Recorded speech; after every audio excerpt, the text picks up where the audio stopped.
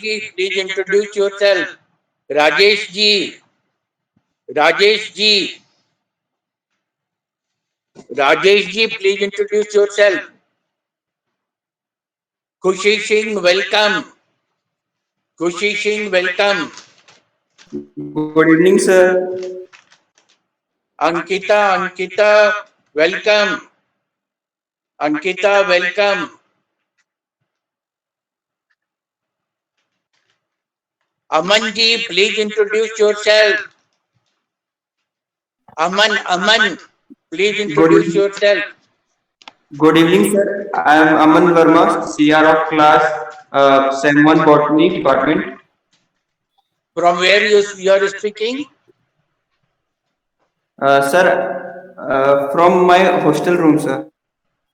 Hostel room, acha. Where? Hostel room where? Where? Which place? Sir, I couldn't. That's why my voice was flickering. From which place you are speaking? Sir, from main road, sir. My hostel is behind Sanjeev's college. In Patna? Ranchi. No, sir. In Ranchi, sir. Ranchi, okay. Very good. Yes, sir. Very good. Ishita Shina, It's welcome. good that Mr. A.K. Verma is joining today. Okay, A.K. Verma is joined. Okay. Welcome. Verma Sahab, I request him to speak on some topics. Verma Sahab will come and ऊपर जा करके यहाँ नहीं मिल रहा है, ऊपर जाके तुरंत ज्वाइन कर रहे हैं 3-4 मिनट के अंदर. प्रसाद साहब. Thank you, sir. ये आज जनार्दन जी भी आ गए, मेन आदमी आ गए, एकदम बहुत बढ़िया चलेगा. Roshan Bapat, welcome. Roshan ji, please introduce. प्रणाम. रोशन जी, वेलकम. खान साहब आ गए. मेरी वाइफ पूछ रही है खान साहब कैसे हैं. बहुत बहुत धन्यवाद. सबको चिंता है. हर्ष कुमार, अरे बहुत दिन बाद हर्ष जी आए. हर्ष जी कहाँ लुप्त हो गए थे. हर्ष कुमार, वेलकम. हर्ष कुमार, बोलिए कुछ. आपके यहाँ है जगह? मेरे यहाँ. Amisha Kumari, welcome. Welcome. Rajesh Rite from Pune. Rite साहब इंट्रोड्यूस कीजिए. सबके साथ फोटो खिंचवाते ना. कुंदन, ठीक है साहब. वेलकम. नागेश झा भी आ गए. नागेश झा, वेलकम. ठीक. पंकज कुमार विकी, अरे वाह, पंकज जी आ गए from Pune. Pankaj Kumar, introduce yourself. Amitabh ji, you were there in Pune Pankaj for Kumar. conducting DTS. Tell us about that, your experience there. Pankaj Kumar, welcome. Thank you, sir. Respected all of the members present here, I am a student of St. Xavier's College, Ranchi. Acha, you are from St. Xavier's College, Ranchi. I thought you are. But Pankaj Kumar was also in my Pune DTS class also. Okay, welcome, Pankaj ji. Thank you. All newcomers students are requested to note my phone number so that we can add in my group also, because this is very educative group. So you will be learning a lot. My number should I tell you?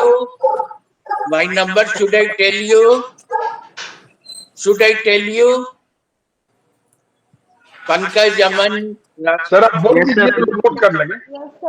Note कर लीजिए. My number is 790 सुनिए 359 mobile से बढ़िया नहीं आएगा, 5877। बढ़िया से करके इसको। अच्छा, तो हमको मिस्टर खींच लेने दीजिए, टोपनो, उसके बाद अंकिता टोपनो, अंकिता टोपनो, वेलकम। उनको My number is 790 359 5877। पौधा एक ही है, दिया तो आपने 790 359 5877। इनको हमारा पौधा हमारे लंदन वाले गणेश कुमार दास जी भी आ गए। लंदन वाले गणेश कुमार दास जी, आपका स्वागत है।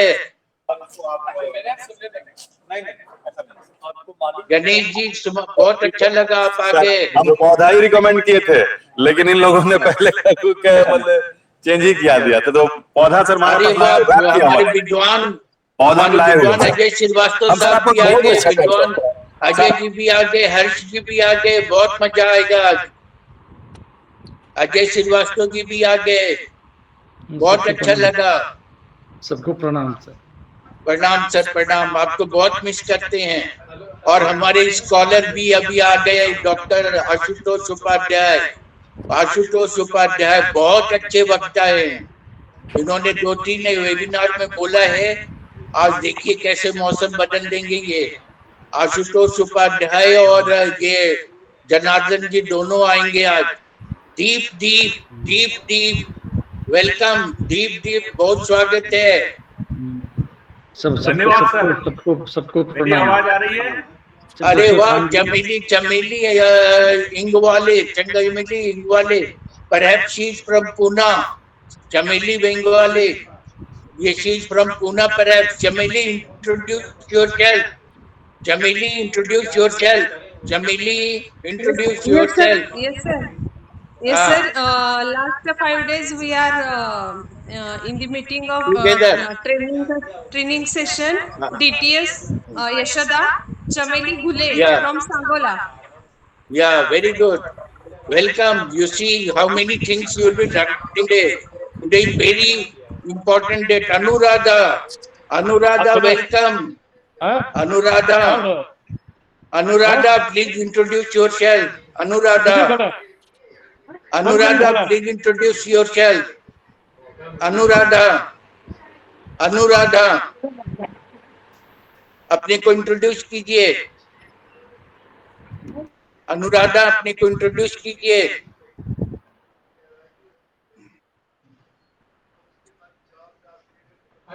अच्छा, बहुत अच्छा लगा।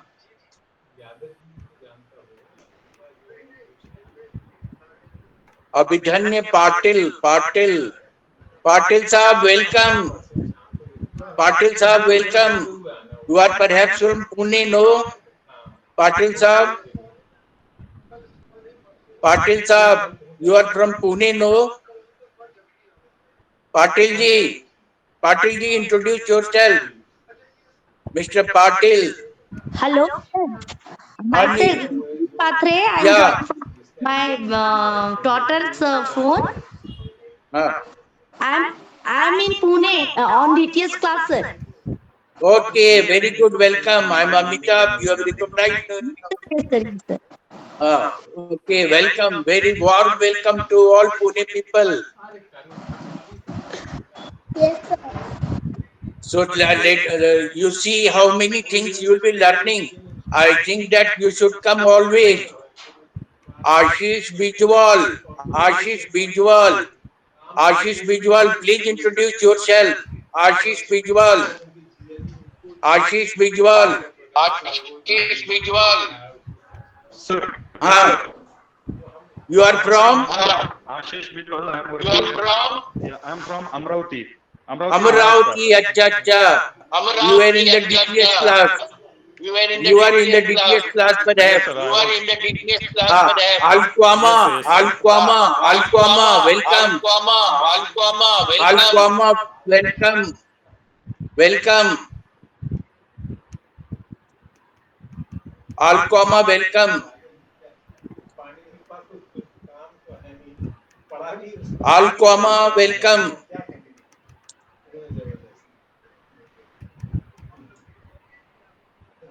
और प्रसाद साहब का इंतजार हो रहा है। वो फोन देना। तो प्रसाद साहब ने कहा मैं 2 मिनट में ज्वाइन करता हूँ।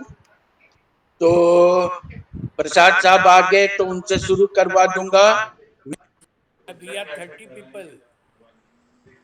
अब तू अपने काम में लग जाए। हाँ सर। हेलो हेलो हेलो हैं? हाँ जी, हाँ सर, बोलिए बोलिए। ज्वाइन करिए।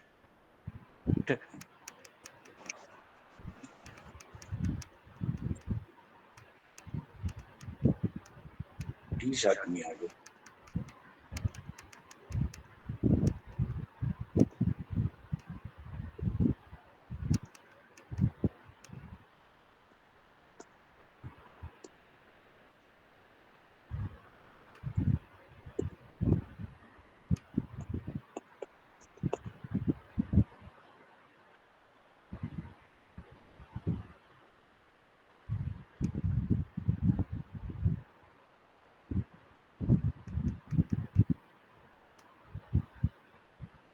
ये तूफान के पहले की शांति है क्या? डॉक्टर आशुतोष तूफान लाने वाले हैं, हम लोग शांति से। डॉक्टर अशोक साहब का विजिबल हो रहा है, वीडियो खुलेगा तब कुछ आनंद आएगा।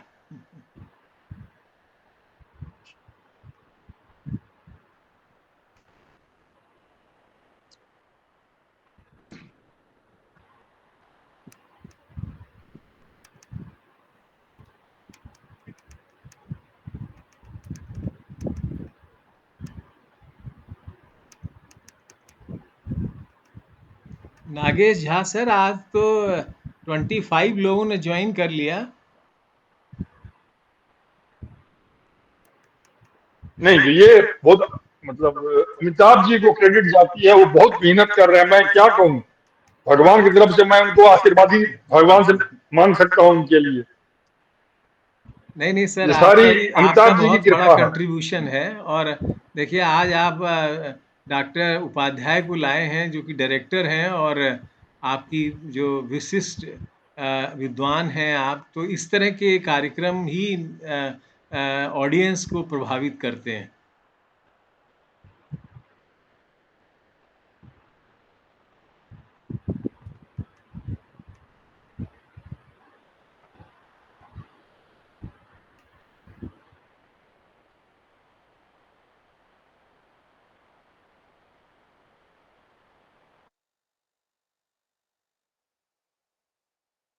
जूही ji welcome on behalf of Amitabh ji.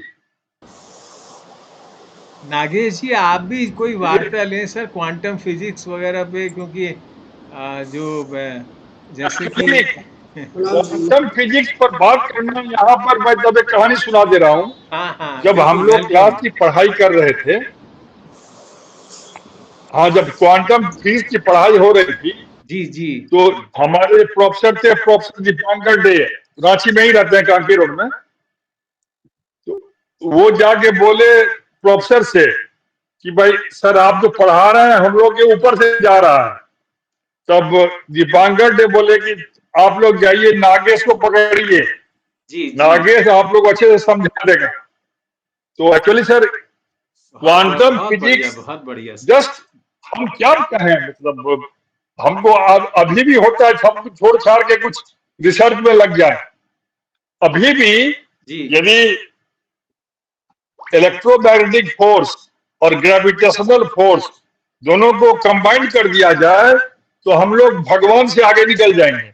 I am serious. मैं लेकिन उस समय प्रोफेसर सेन थे, वो बोले कि नागेश, ये जो तुम कर लोगे तो तुमको नोबेल प्राइज मिल जाएगा। तो हम उनको बोले कि सर, हम नोबेल प्राइज के लिए तो नहीं, हम चाहते हैं कि ऐसा हो, कहा कि हर चीज ऐसा ही शुरू होता है।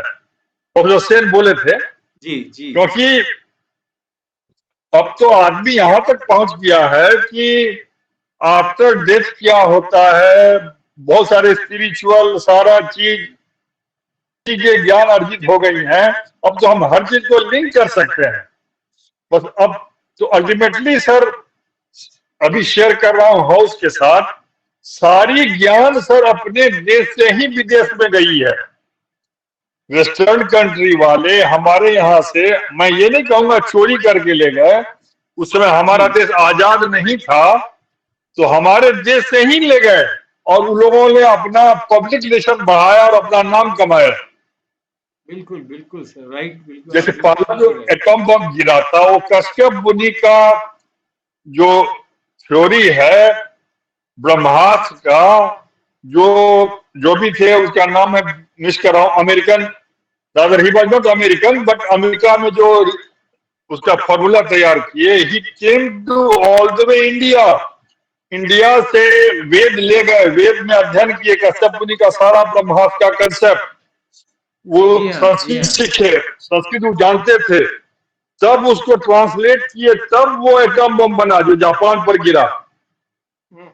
अच्छा। और जो हमारे भारत के जो ऋषि मुनि लोग थे, जब एटम बम गिरने वाला था उसके एक दिन पहले मीटिंग हुई थी, तो ऋषि मुनि जो भारत के वो होने दिए, वो चाहते तो रोक देते अपने स्पिरिचुअल पावर से, लेकिन वो एटम बम गिरने इसीलिए दिए कि तब वर्ल्ड वॉर 2 रुक जाएगा, क्योंकि यदि उस समय एटम बम नहीं गिरता, मैं ये निष्पक्ष होकर बोल रहा हूँ, I am not biased towards anybody, जी सर, जी। तो अब वो फिर क्या त्रासदी होती, ये युद्ध चलता ही रहता, चलता ही रहता। तो इसीलिए आई अगेन, जो भारत को विश्व गुरु कहते हैं, वो इसमें किसी भी गवर्नमेंट और अमेरिका, रूस, चाइना की पॉलिसी नहीं चाहिए, सब स्वतः होगा सर, वेलकम।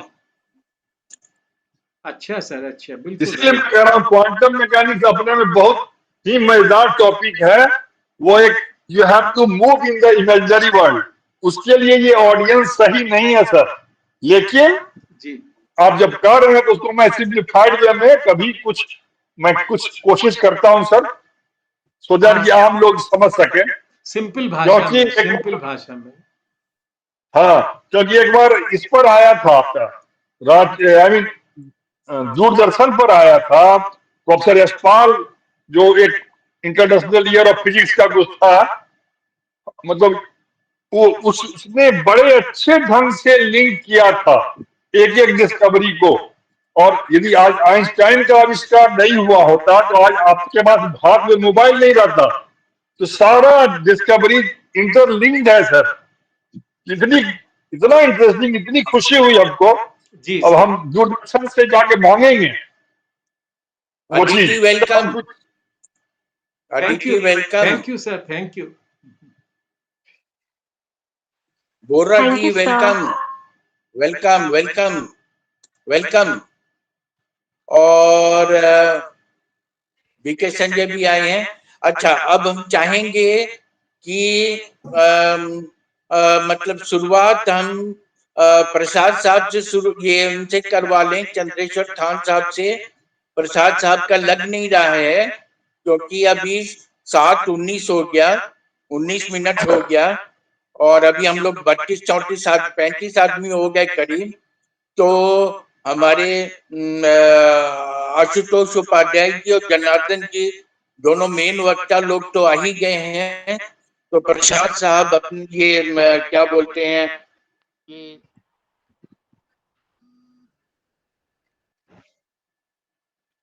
हेलो, हेलो, हाँ, हमने मतलब फिर से लिंक भेज दिया है, लिंक दोबारा भेजा है हमने, अभी तुरंत भेजा है।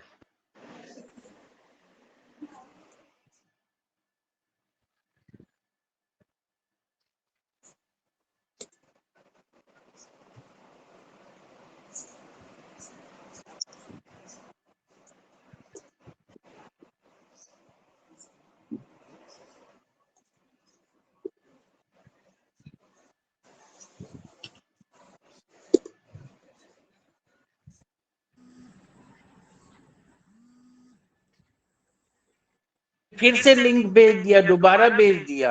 नागेश जी, लिंक दोबारा भेज दिया। नागेश जी आप कुछ बोलिए। हाँ, नहीं, थैंक यू सर। नहीं, अभी का जो माहौल है अपने, तो इसीलिए मैं कह रहा हूँ आने वाला समय जी जो होगा अच्छा ही होगा सर। ये वैसे पूरे वर्ल्ड को जी जो पूंजीपति हैं वो ज्यूज ही हैं। वो पूंजीपति मटेरियलिस्टिक ढंग से पूरी संसार को चला रहे हैं। वो जी लोग जी they most of them are based in America and elsewhere. तो ये सब जी चीजें हैं, लेकिन स्पिरिचुअली सर हर चीज हमारा एक अपना देश के संत जो अभी हैं वही लोग चला रहे हैं सर पूरा संसार। इसीलिए हम लोग को कोई अधिक, अब मैं अधिक चिंता नहीं करता हूँ कि क्या प्रसाद होगा साहब आ नहीं गए, होगा। प्रसाद साहब आ गए, प्रसाद साहब आ गए। नागेश जी, हम लोग फिर बोलेंगे इसके बाद, और हम लोग अभी मुख्य वक्ता को सुन लें। नागेश जी, हाँ नागेश जी, सर। हाँ, थोड़ा सा हम लोग, प्रसाद साहब आ गए तो हम लोग सुन लें। Manish Sinha, okay, welcome. अच्छा, और ये अभी तो प्रसाद साहब आए थे।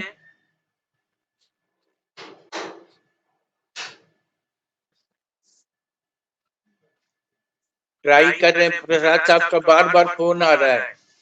आ गए हम अभी आ गए, अभी आ हाँ, रहे हैं पर। हाँ यहीं पर ठीक है है। तो प्रसाद साहब शुरू कर दीजिए। 20-22 हाँ मिनट ठीक है। ज्यादा हो गया, 22 मिनट ज्यादा हो गया। हाँ जी हाँ, आशुतोष आपको उपाध्याय जी आ गए हैं। डॉक्टर साहब आपका हृदय से स्वागत है। आपसे तो हमारी हम लोगों की मुलाकात आ, आ, आ, होती नहीं है। बहुत प्रेम का संबंध है, प्यार और प्रेम का संबंध है। और आप जैसे विद्वान व्यक्ति आज हम लोगों के बीच हैं, और ऐसे विषय पर आप बात करने जा रहे हैं जिससे कोई भी आदमी, हम समझते हैं कि पूरी दुनिया का कोई आदमी उस विषय से जुड़ा हुआ नहीं है। तो आप की बात यही है कि ये बहुत ही महत्वपूर्ण दिन है, इंटरनेशनल फूड डे है। इसके वजह से भी, और दूसरा जो मुख्य कारण है कि फूड की समस्या हम लोग की काफी कठिन है, और उन मुश्किलों से निकलने के रास्ते आप ही लोग बता सकते हैं। और मैं समझता हूँ कि इन्हीं शब्दों से आपकी विद्वता को नमन करते हुए, आपको निमंत्रित करता हूँ कि आज हम लोग सब आपको सुनना चाहते हैं। हमारे बीच जितने हमारे बंधु हैं, जितने हमारे कलीग्स हैं, बहुत एंक्शसली आपकी बातें सुनने को आतुर हैं। आप अपना व्याख्यान शुरू करें। Thank you so much. सभी नए श्रोता को बता दें कि डॉक्टर आशुतोष उपाध्याय आईसीआर में डायरेक्टर हैं और बहुत अच्छे स्पीकर जी हैं। उनको हर विषय पर, गीता, रामायण और हर विषय पर बहुत अधिकार है। बहुत अच्छा कविता भी लिखते हैं, और हम लोगों का सौभाग्य है कि ये हमारे बीच में आए हैं। और tomorrow is International Food Day. On International Food Day, giving you the video. India's position is 111th. तो ये सोचने वाली बात है। जनार्दन जी भी आए हुए हैं। हम दुनिया के थर्ड पावरफुल नेशन बनने जा रहे हैं, और हमारा फूड के क्वालिटी में 111वां पोजीशन है। ओके, अंकित विजय, वेलकम। और हमारा ये इतना डाउन पोजीशन होने का क्या, हम लोग को ऊपर के 10 पोजीशन में आना चाहिए। तो हमारा विटामिन, हमारा प्रोटीन उस इंटरनेशनल स्टैंडर्ड लायक नहीं है। हालांकि हम लोग बहुत सारा चीज खाते पीते हैं, लेकिन लेकिन हम लोगों की क्वालिटी बहुत डाउन है। We are on the 111th rank. ये सोचने वाली बात है। हम लोगों में क्या कमी है, प्रेजेंट पोजीशन कैसा है, और हम कैसे इम्प्रूव करेंगे, इस विषय पर हमारे आशुतोष उपाध्याय जी बोलेंगे। और इस बीच में हमारे जनार्दन जी स्पेशल कमेंट करेंगे। In addition to whatever our experts are telling, if you want to add something, you should add also. So many people from Pune have also joined. and so many people from outside also have joined. I'm welcoming all the people, and let us listen without delay because 26 minutes has gone. So Ashutosh Upadhyay ji please शुरू कीजिए. आशुतोष उपाध्याय जी आपका बहुत बहुत हार्दिक स्वागत है. Welcome thank you very Ashutosh much. Upadhyay ji. Thank you very much. क्या सभी लोगों को सुनाई दे रहा है? हाँ सुनाई दे रहा है, लेकिन पता नहीं कहाँ से कुछ डिस्टर्बेंस आ रहा है. शायद प्रसाद साहब के माइक से डिस्टर्बेंस या नागेश जी का भी खुला हुआ है. हाँ अब ठीक हो गया, अब ठीक हो गया, अब ठीक हो गया. मेरा स्क्रीन शेयर किया मैंने, दिखाई दे रहा है? हाँ दिखाई दे रहा है, बहुत सुंदर दिखाई दे रहा है. वर्ल्ड 2023. सभी लोगों के लिए नमस्कार. खास तौर से हमारे पिता स्वरूप अखौरी प्रसाद जी, आपने जो हमको कहा है, पता नहीं मैं उन शब्दों पर खरा उतरता हूं या नहीं, लेकिन आप सबका आशीर्वाद मुझ पर बना रहे, यही मेरी कामना है. तो इन्हीं शब्दों के साथ मैं आज अपना एक व्याख्यान शुरू करता हूं. वर्ल्ड फूड डे 2023, जिसकी थीम है water is life, water is food, leave no one behind. इस थीम से बहुत क्लियर होता है कि जल ही जीवन है और जल से ही भोजन होता है, भोजन बनता है, और किसी को भी पीछे नहीं छोड़ना है, सबको साथ लेके चलना है, सबके विकास में भागीदारी करनी है.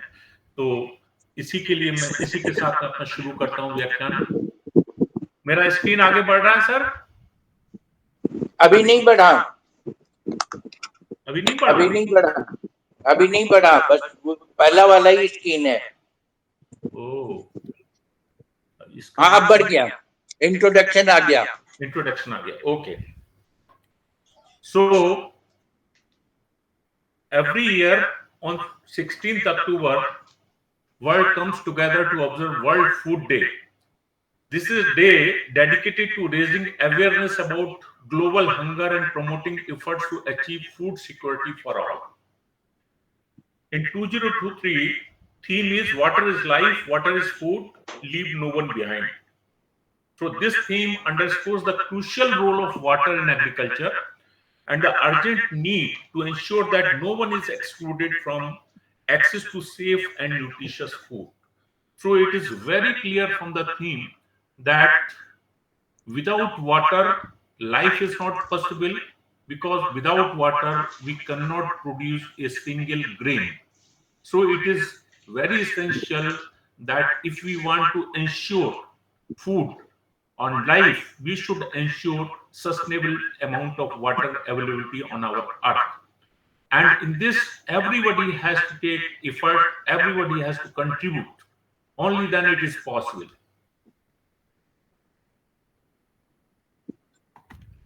So access to clean water is a basic human right, yet millions of people around the world still lack access to this fundamental source. Water is life reminds us of the interconnectedness between water, food, and life itself. Ensuring that everyone has access to safe drinking water is not only a matter of survival, but also a means to break the cycle of poverty and improve overall health and quality of life. So, water is an essential element for food production. Agriculture is the largest consumer of freshwater resources on the planet, accounting for approximately 70% of global water use. Efficient and sustainable water management practices are crucial to ensure a steady and abundant food supply for the growing global population. This theme emphasizes the need to prioritize water in agriculture practices, promoting efficient irrigation techniques, water conservation, and sustainable farming methods.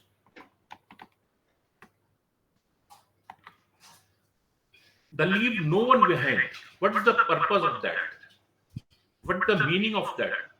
The leave no one behind aspect of theme emphasizes the importance of inclusivity and equity in addressing food and water security. It calls for concerted efforts to ensure that vulnerable and marginalized communities, including small-scale farmers, indigenous peoples, and those affected by conflicts and climate change, are not left behind in the pursuit of food and water security. It highlights the need for policies and interventions that prioritize these communities and address the root cause of their vulnerability.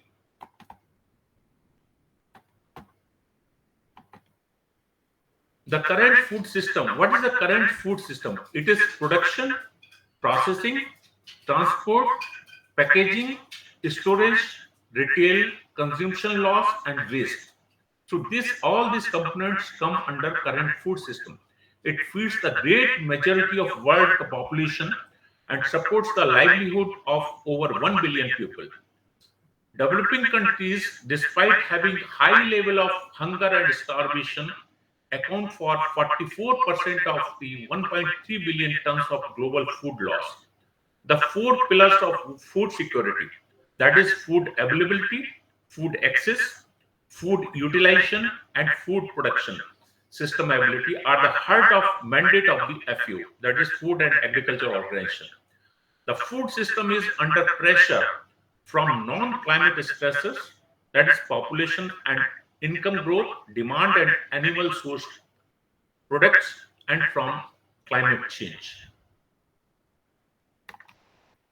As per UN World Population Report 2022, India's population stood at 1.412 billion in 2022 compared to China's 1.426 billion, and now India is surpassed.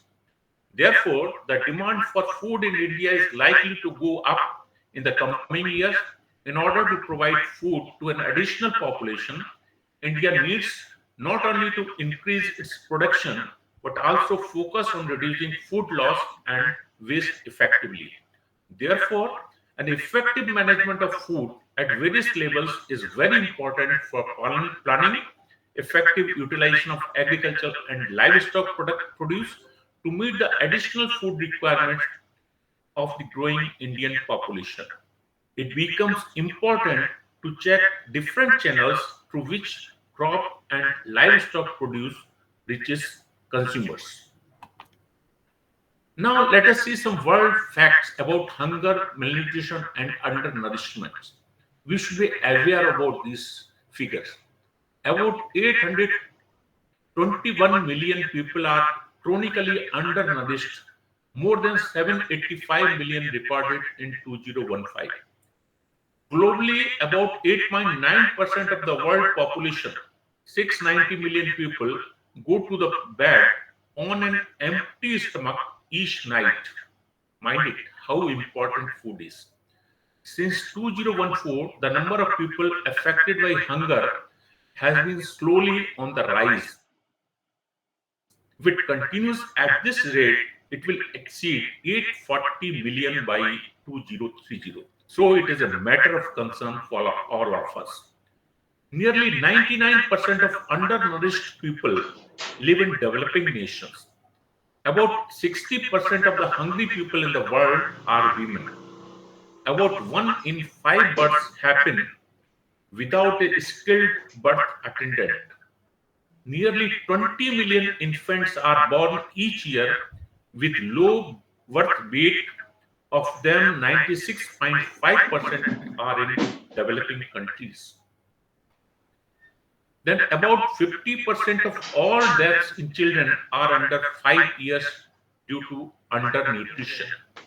More than doctor 3 साहब, billion you people. facilitate other people's also, some people's also, थोड़ा सा हिंदी भी बोलना जरूरी है. Sure. मैं आपको हिंदी में एक पोइम सुनाऊंगा लास्ट में. You will enjoy it. It is only for 2 minutes. Okay. So more than 3 billion people, almost 40% of world population, cannot afford a healthy diet. Almost 2 billion people are overweight or obese due to a poor diet and sedentary lifestyle. Related healthcare costs could exceed US $1.3 trillion per year by 2030. World's agri-food systems currently employ 1 billion people, more than any other sector. Smallholder farmers produce more than 33% of world food despite challenges including poverty and lack of access to finance, training and technology. ये globally फिर है 20% more women than men aged 25 to 34 live in extreme poverty, and more than 18% of indigenous women live in on less than USD 1.90 per day. So the situation of women is really pathetic and it needs attention. World's food system are currently responsible for more than 33% global anthropogenic greenhouse gas emission. You know, climate change, greenhouse gas emission is another challenge which our country and global world is facing. 40% of world food system is lost due to inadequate harvesting, handling, storage and transit, and 17% is wasted at consumer level. So this is also a matter of concern कि 14% हमारा जो विश्व जो भोजन तैयार करता है, जो खाद्यान्न उत्पादित करता है, वो हमारा सही से उसकी कटाई नहीं होती, उसको सही से भंडारण नहीं होता, उसको सही से ले जाया नहीं जाता है, जिसकी वजह से सारा लॉस होता है। 55% विश्व की जो जनसंख्या है जो सिटी में रहती है, और वो अब 68% तक बढ़ जाएगी 2050, और 10% जो है हमारे लोग, वो ऐसी फूड सप्लाई है जो कि बैक्टीरिया, वायरस, पैरासाइट्स और केमिकल सब्सटेंसेस से खराब हो जाती है। तो हमारे देश में समस्याएं बढ़ रही हैं। ये एक मैं आपको फिगर दिखाना चाहता हूँ, टेबल दिखाना चाहता हूँ कि कैसे हमारा वर्ल्ड फूड एक्सपोर्ट है और वर्ल्ड फूड इंपोर्ट है। 2017 से 2021 तक अगर इस पर निगाह डाली जाए तो US बिलियन डॉलर्स में 2017 से लेकर के 2021 के बीच में हमारा वर्ल्ड फूड एक्सपोर्ट 1423 से 1804 हुआ है और इंपोर्ट 1449 से 1852 हुआ है। सिमिलरली अगर इंडिया फूड एक्सपोर्ट की बात करें और इसको परसेंटेज में अगर हम देखें तो India food export in world ये 2.40% से 2.48% बढ़ा है, और अगर परसेंट शेयर की अगर फूड इंपोर्ट की बात करें तो ये 1.73% से 1.55% तक घटा। अब कुछ इंडिया की अगर फूड प्रोडक्शन के बारे में कुछ फैक्ट्स अगर देखें तो वो इस फिगर से क्लियर होता है कि काफी हमारे पास अपॉर्चुनिटीज हैं। हम लाइव स्टॉक पॉपुलेशन में सबसे बड़े हैं, मिल्क के प्रोड्यूसर हम सबसे बड़े हैं, सेकंड लार्जेस्ट प्रोड्यूसर गन्ना के हैं, शुगर केन के, second largest producer of cereals, second largest producer of fruits and vegetables, and third largest producer of coarse grain. So we have पहला वाला स्लाइड एक बार फिर दिखा दीजिएगा। पहला वाला स्लाइड इसके पहले वाला स्लाइड एक बार फिर दोबारा दिखा दीजिए। ओके, ये है जी। तो इसमें आप देख रहे होंगे कि कैसे India food export to world it has increased 34.42 US billion dollar से 44.71, और इंपोर्ट जो है 25.09 US बिलियन डॉलर से 28.71। अगर ये देखा जाए कि food India percentage share of India food export in world, then 2.40% से 2.48%, and India's food import in world, so this is 1.73 to 1.55%. तो ये तो अच्छा Can you move ahead? जी हाँ, तो ये तो अच्छा प्रोग्रेस हुआ है। अब अगर ग्लोबल हंगर इंडेक्स की बात की जाए तो हमारा कंट्री को हम कहते हैं it is under serious condition, because serious is 20 to 34.9, और हमारा जो कंट्री का स्टेटस है वो 29.1 पर है। तो it is under serious condition. Global Hunger Index tells that our score is 29.1 and it is under serious condition. So we should think about it. With a score of 29.1, India has a level of hunger that is serious. India ranks 107 in 2022 Global Hunger Index behind Pakistan, Bangladesh and Nepal.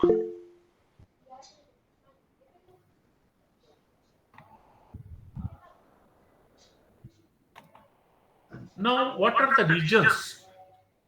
Climate change is one of the very important reason for food, which can influence food security and nutrition, which is really influencing food security and nutrition.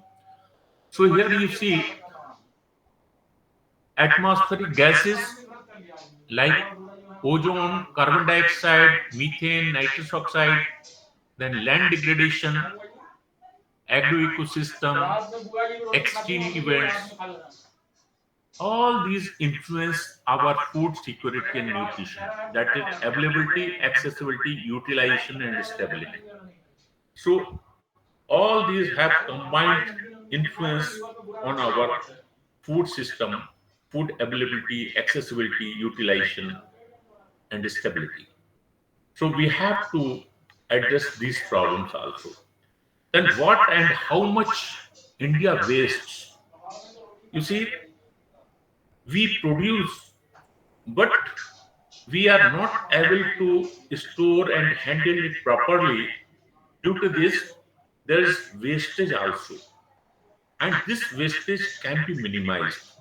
Average range of food loss is 4.6%, say 15.8%. If you see cereals, 4.65 to 5.99%, pulses 6.36 to 8.41%, oil seeds 3.08 to 9.96%, fruits and vegetables 4.58 to 15.88%, milk 0.92%, meat 2.71%, and poultry meat 6.74%.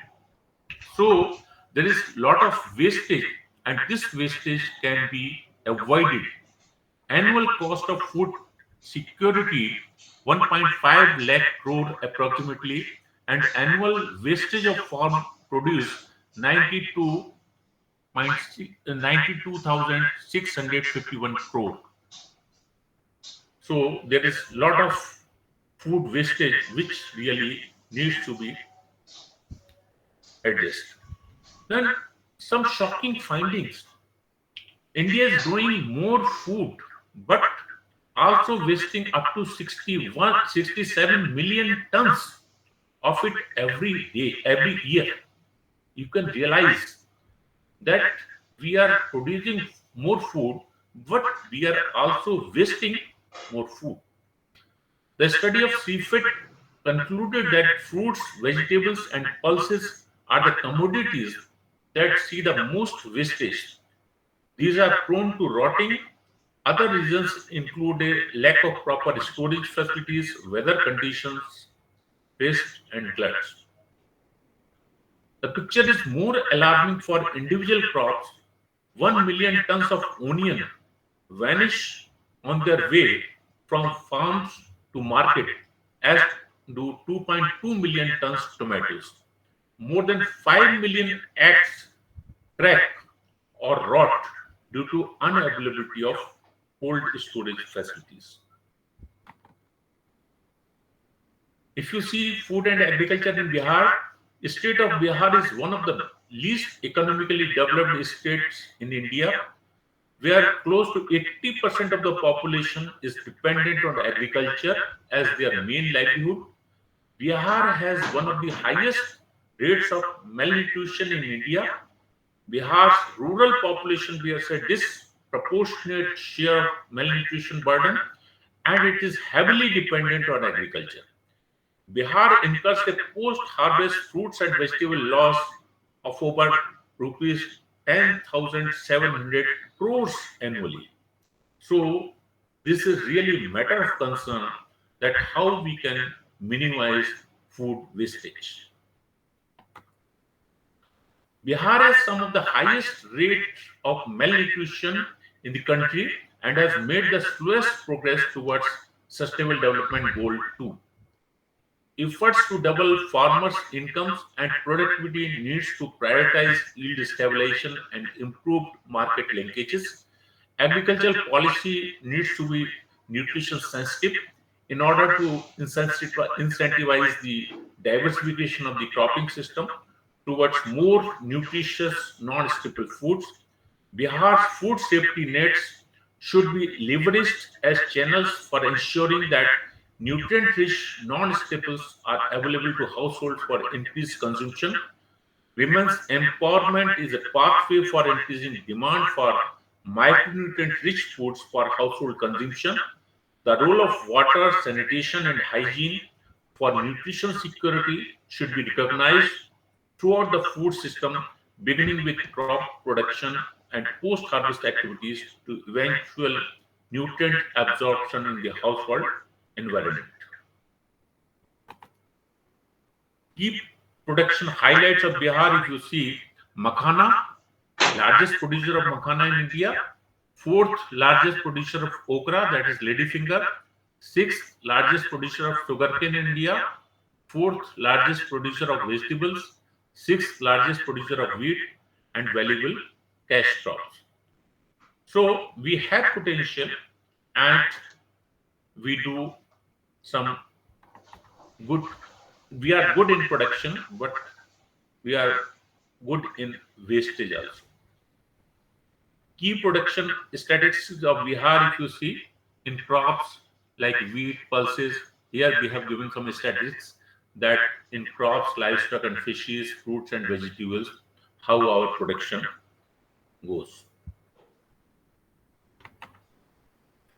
Now, if you see the agricultural marketing in Bihar, the Bihar government instituted the Bihar Agricultural Produce Value Addition System division with the objective of strengthening the agricultural marketing system in state. Bihar Agriculture Produce Value Addition System strives to foster an ecosystem for agricultural marketing, enhancing the infrastructure of agricultural marketing yards, implements agricultural reforms to derive substantial agricultural growth, and establish standardized rates and benefit benchmarks for pricing. This is the scenario of agriculture marketing in Bihar. There are 66 mandis, 356 farmer producer organizations, 26 registered ENAM traders, 54 market yards, 20 ENAM mandis, and 300 wholesale markets. So with this, they try to manage the market for agricultural produce.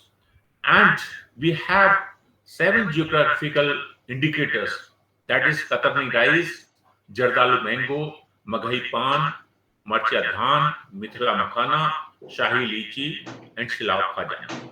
So this is our achievement that in Bihar, due to this global geographical indicators, our products have been recognized globally.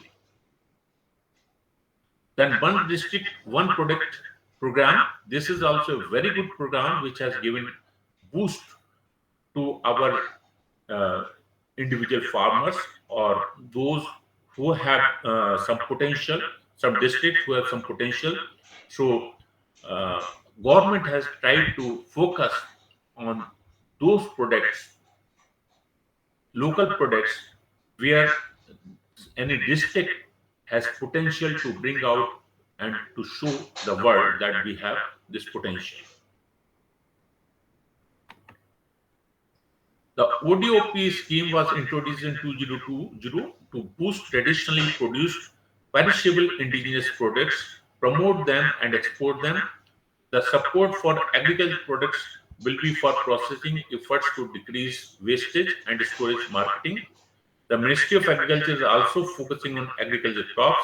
The products will ultimately be assessed for geotagging. This could offer them an advantage over other items in the world market.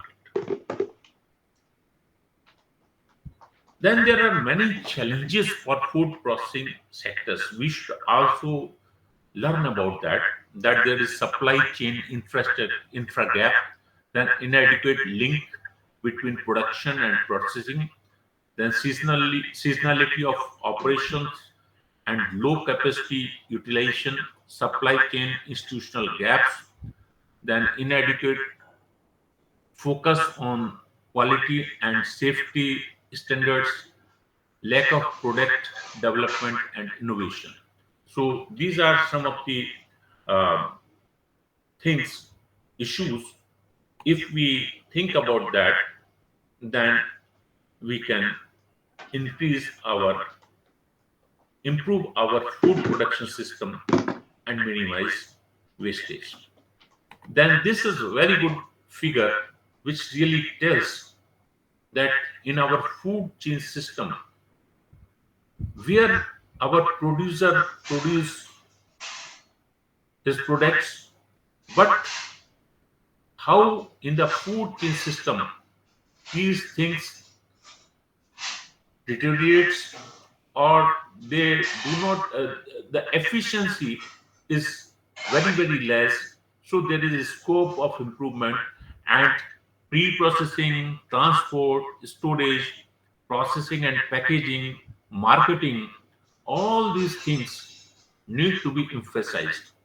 Like pre-processing, there are broken grains, excessive dehulling, then transport spillage, richening, breakage, leakage. In storage, there are insects, molds, bacteria, rodents, birds. In processing, inefficiency, excessive peeling, trimming, and polishing. Then unsafe foods, quality losses. So all these, actually, whatever we produce and whatever we get, consumers get, there is lot of difference. So that has to be minimized. After harvest, produce goes through a series of operations from farm to market. Each operation and handling stage results in some losses. Thus, a huge quantity of agricultural production is reduced from the food chain. So, we have to understand this food chain and we have to address this. On World Food Day 2023, we are reminded that achieving food security and water sustainability are interdependent goals. We must recognize the intricate link between water, food, and life itself. It is imperative that we work together to find innovative solutions, invest in sustainable agriculture and water management practices, and promote equitable access to these resources to build a more food secure and water secure world for everyone. So, together we are including farmers, academia, civil society, private sector, governments, and each individuals can take water action for the future of food, people, and the planet. So, what can farmers do?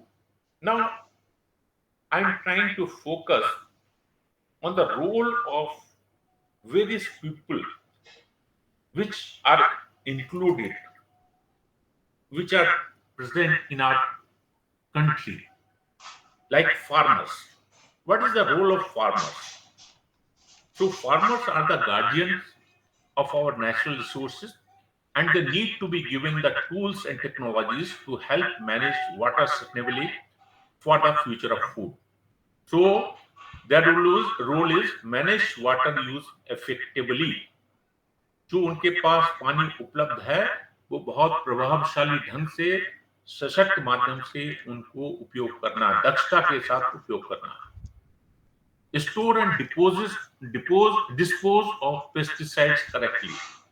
जो pesticides वो use करते हैं वो बहुत घातक हो सकते हैं अगर उन्होंने उसको सही जगह उसका भंडारण नहीं किया या उसे सही जगह से उन्होंने उपयोग करने के बाद उन्होंने उसको सही जगह डिस्पोज ऑफ नहीं किया, तो वो काफी घातक हो सकते हैं.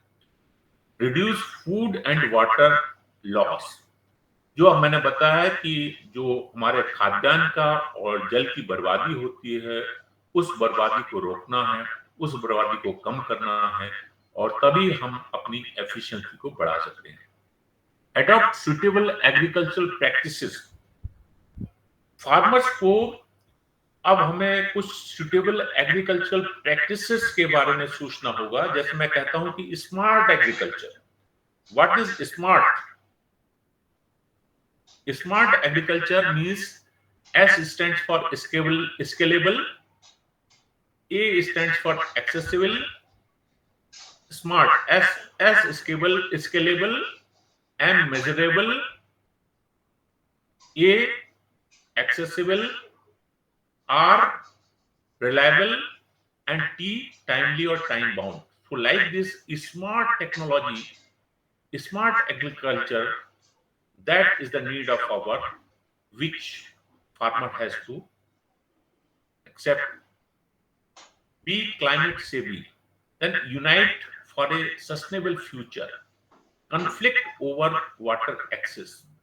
Manage water safely for food safety. Embrace digital technologies. Make it equal. I mean, nowadays digital technologies are available.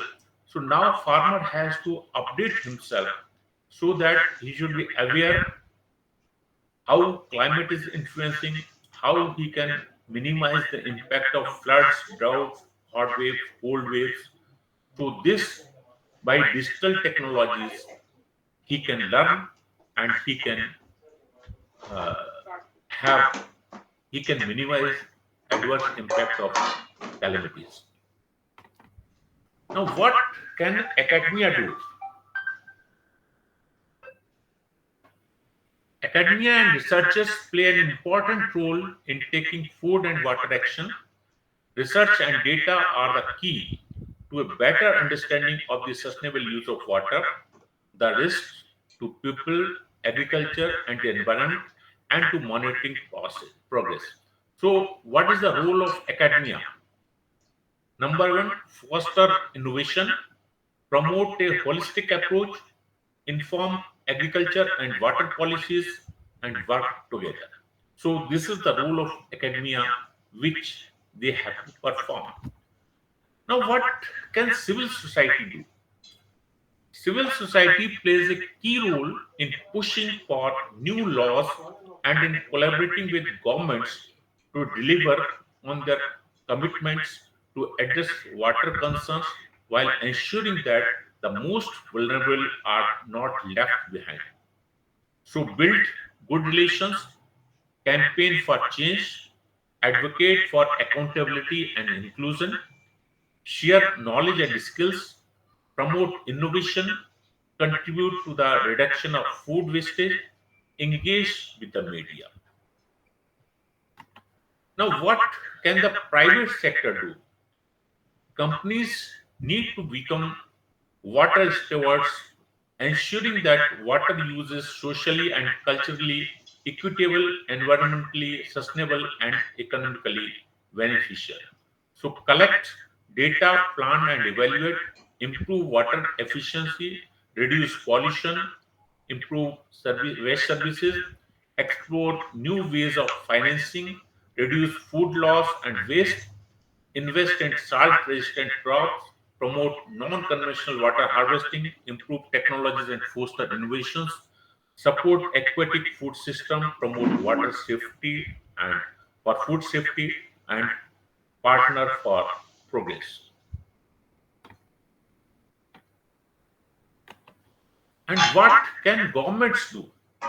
Government need to acknowledge the crucial role of water for sustainable development, look at the overlapping crises of water, food, energy, biodiversity, climate, and health, and prioritize the need for an integrated management of precious water resources.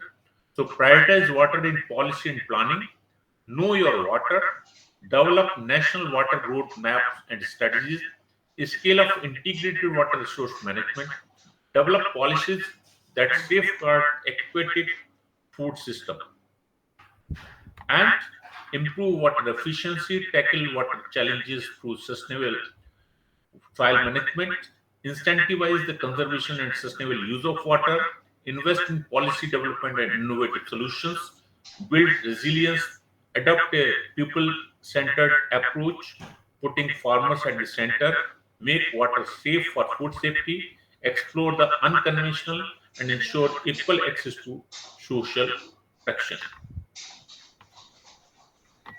And what can we do? This is also very important. What we eat and how that food is produced all affect water.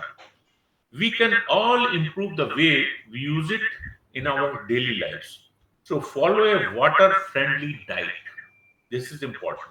Eat more fresh foods. Reduce food waste. Buy sustainable fish. Save water. Don't pollute water. Clean up. Save energy. Save water. Shop sustainably. Stay informed on water actions and write to your local leaders. So ultimately, I come to conclusions that World Food Day 2023 with the theme "Water is life, water is food, leave no one behind" highlight the importance of water in producing food and sustaining life on Earth. Undoubtedly, water is finite natural resource, and there is a need to utilize it more efficiently, judiciously, and equitably. Farmers, academia, civil societies, private sectors, governments, and we all should take appropriate initiatives at different levels. We all should realize our responsibilities towards society, so we should sensitize, educate, as well as make aware people about importance of water and take actions at different scales to make the mission successful. Thank you.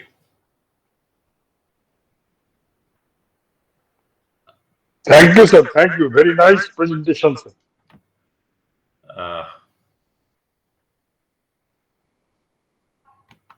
Sir मैं एक और अपनी थोड़ी poem share करना चाहता हूं if you kindly allow me Sir, please. Oh, Please, go ahead, please.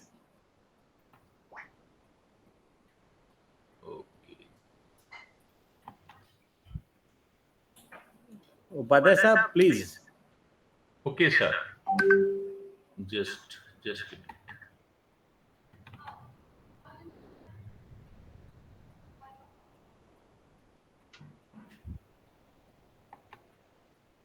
Sir क्या आप देख पा रहे हैं?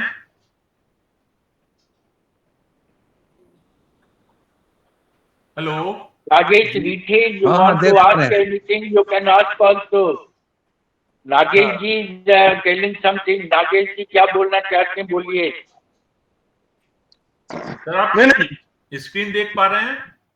हाँ जी, हाँ देख रहे हैं. नहीं सर, विजिबल. विश्व खाद्य दिवस के ऊपर विजिबल है सर. Okay, thank you. तो ये विश्व खाद्य दिवस जिसकी आज थीम है जल ही जीवन है, जल ही भोजन है, किसी को भी पीछे न छोड़े. तो इसी पर मैंने आज एक कविता लिखी है, तो वो मैं आपके साथ शेयर करना चाहता हूँ. जरूर करिए, बहुत अच्छा. जल से संभव होता जीवन, जन जन जल का आभारी है. कम जल से हो ज्यादा उत्पादन, हम सबकी जिम्मेदारी है. अन्न उपजाने में किसान का है अभूतपूर्व योगदान. उसका योगदान पहचान, देना होगा उसको सम्मान. सही समय, उचित मात्रा, अच्छी गुणवत्ता पर ध्यान, सूचना तकनीकी प्रबंधन सदुपयोग है इसका निदान. हो खुशहाल किसान हमारे, ये अपनी जिम्मेदारी है. जल से संभव होता जीवन, जन जन जल का आभारी है. कम जल से हो ज्यादा उत्पादन, हम सबकी जिम्मेदारी है. बिल्कुल, बहुत सुंदर. बाद अन्नोत्पादन के उपभोक्ता तक पहुंच बढ़ाना है. बाद अन्नोत्पादन के उपभोक्ता तक पहुंच बढ़ाना है. उचित प्रसंस्करण एवं भंडारण पर ध्यान लगाना है. उत्पाद की गुणवत्ता बढ़ाकर बाजार तक पहुंचाना है. उत्पाद का उचित दाम मिले, ये विश्वास दिलाना है. किसानों की आय दुगनी हो, ये साझी जिम्मेदारी है. जल से संभव होता जीवन, जन जन जल का आभारी है. कम जल से हो ज्यादा उत्पादन, हम सबकी जिम्मेदारी है. जनता द्वारा चयनित प्रतिनिधि और पूरी सरकार अपनी जिम्मेदारी समझें, योजना बनाएं, करें विचार। भोजन पानी उपलब्ध करवाना सरकार का है फर्ज। कोई भी भूखा ना सोए, ना ही किसान पर रहे कर्ज। हो पर्याप्त खाद्यान्न, ये सरकार की जिम्मेदारी है। जल से संभव होता जीवन, जन जन जल का आभारी है। कम जल से हो ज्यादा उत्पादन, हम सबकी जिम्मेदारी है। मेहनत से उपजाया अन्न हम यूं ही बर्बाद करते हैं।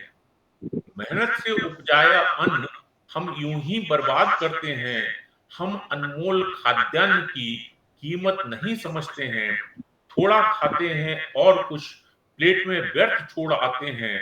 भोजन का करते अपमान, जिम्मेदारी नहीं निभाते हैं। भोजन का सम्मान करना हम सबकी जिम्मेदारी है। जल से संभव होता जीवन, जन जन जल का आभारी है। कम जल से हो ज्यादा उत्पादन, हम सबकी जिम्मेदारी है। बहुत सुंदर, बहुत सुंदर। स्वयं का पेट भर गया फिर भी खत्म ना हुई जिम्मेदारी। सबको मिले 2 वक्त की रोटी, ये भी अपनी जिम्मेदारी। भूखा ना रहे मेरे देश में कोई, ये आश्वस्त करना होगा। मानवता के नाते सबके खाने की व्यवस्था करना होगा। हर गरीब पाए भोजन, समाज की भी जिम्मेदारी है। जल से संभव होता जीवन, जन जन जल का आभारी है। कम जल से हो ज्यादा उत्पादन, हम सबकी जिम्मेदारी है। कृषि क्षेत्र में कई चुनौतियां, हमें इनका सामना करना होगा। जैव विविधता बढ़ाना होगा, अनाज बर्बादी कम करना होगा। कीट व्याधि बाढ़ सुखाड़ से फसल को सुरक्षित करना होगा। सुदूर संवेदन जैसी आधुनिक तकनीकी उपयोग करना होगा। फसल सुधार व फसल सुरक्षा हमारी जिम्मेदारी है। जल से संभव होता जीवन, जन जन जल का आभारी है। कम जल से हो ज्यादा उत्पादन, हम सबकी जिम्मेदारी है। शहरीकरण, भूमंडलीकरण व आय वृद्धि से हमें बदलाव आया है। पहले रुक्षांश युक्त खाते थे, अब शर्करा बसा युक्त भोजन अपनाया है। घर का स्वादिष्ट खाना छोड़ खुद को रेस्टोरेंट की शरण में पाया है। इसीलिए मोटापा, रक्तचाप, मधुमेह ने हमें अपने फंदे में फंसाया है। मोटापा, प्रदूषण, बीमारी रोकथाम हमारी जिम्मेदारी है। जल से संभव होता जीवन, जन जन जल का आभारी है। कम जल से हो ज्यादा उत्पादन, हम सबकी जिम्मेदारी है। और आखिरी है कि अपने खाद्य पदार्थों में हमें विविधता लानी चाहिए एवं सही समय पर हमें संतुलित आहार लेना चाहिए। बढ़ती आबादी को पोषण युक्त आहार मिलना चाहिए। इस धरा पर कोई भी गरीब भूखा नहीं सोना चाहिए। सब एक साथ मिलकर रहें, विकास की जिम्मेदारी है। जल से संभव होता जीवन, जन जन जल का आभारी है। कम जल से हो ज्यादा उत्पादन, हम सबकी जिम्मेदारी है। धन्यवाद। बहुत बहुत बढ़िया, बहुत बढ़िया, बहुत अच्छा सर, बहुत सुंदर। Thank you sir, thank you. Rakesh ji, आप जो बोल रहे थे पूरा कर दीजिए। राकेश जी, आप अपना पूरा कर दीजिए। सर उसमें जो सर उपाध्याय जी का जो था बहुत ही अच्छा था, इसमें कोई दो मत नहीं है सर। लेकिन अपने देश की जो व्यवस्था है, राजा जो बिहार पर फोकस किया, ठीक है, आप झारखंड को भी या झारखंड मान के चलते हैं। में सर कोऑपरेटिव सिस्टम है हर चीज के लिए, और ये कोऑपरेटिव सिस्टम से ही इसका समाधान हो सकता है। ये जो 14% वेस्टेज होता है at the time of production, 17% जो फूड वेस्ट होता है आफ्टर प्रोडक्शन, ये बहुत ही चिंतनीय है। तो यदि बिहार में हम कोऑपरेटिव बना लें तो उसमें उसका कुछ बहुत कुछ हद तक कंट्रोल होगा, नंबर 1। नंबर 2, मैं अपने सवाल को ही काट रहा हूं बिहार में कोऑपरेटिव फॉर्मेशन में बहुत सारी बाधाएं हैं। जब तक लॉ एंड ऑर्डर, जो निगेटिव बात नहीं बोलना चाह रहा, जब तक हमारी सामाजिक व्यवस्था में जो अनुशासन, डिसिप्लिन, ये सब नहीं आएगा, तब तक कोऑपरेटिव फॉर्मेशन भी नहीं हो पाएगा। क्योंकि कोऑपरेटिव फॉर्मेशन होने से बहुत बड़ा बड़ा प्रॉब्लम सॉल्व हो जाएगा सर, ये मेरा सॉल्यूशन है। और बिहार में फूड प्रोसेसिंग इंडस्ट्री का बहुत स्कोप है, मत्स्य पालन का बहुत स्कोप है। हम लोग केवल अपने ही देश में, देश के बाहर नहीं जाएं, आंध्रा तेलंगाना में जाके कॉफी खाली उसका नकल कर लें, तो उसी से मेरा बिहार बहुत आगे बढ़ जाएगा। ये हमारे व्यक्तिगत विचार हैं, और बाकी बहुत सारी बातें हैं, मैं और लोगों को भी बोलने का मौका दे रहा हूँ। Thank you sir. Thank you, thank you. Janardan ji आए हैं। जनार्दन जी आज सवेरे उनसे पूना से बात हुई थी, कल सवेरे, तो उन्होंने बहुत सा डाटा किया था। जनार्दन जी नहीं है क्या? जनार्दन जी चले गए लगता है। तो जोशी जी। हाँ, यस यस, बहुत अच्छा सर ने, उपाध्याय सर ने बताया और काफ़ी ज्ञानवर्धन हुआ। और इतना अच्छा लेक्चर और एक प्रोफेशनल ढंग से देने के लिए सर को बहुत बहुत धन्यवाद। सर ये बताएं कि थोड़ा एक मैं भी जिज्ञासा मेरी हो रही है कि इससे आज हम बात करते हैं कि हम विश्व की एक पावर बनने जा रहे हैं, है ना, और है भी अच्छा, हिंदुस्तानियों ने काफ़ी योगदान दिया है। और जो अच्छे हमारे साइंटिस्ट हैं और जो आईएमएम और आईआईटी से पास आउट लड़के हैं, वो अपने देश में कम जॉब ढूंढते हैं, विदेशों में ज़्यादा ढूंढते हैं।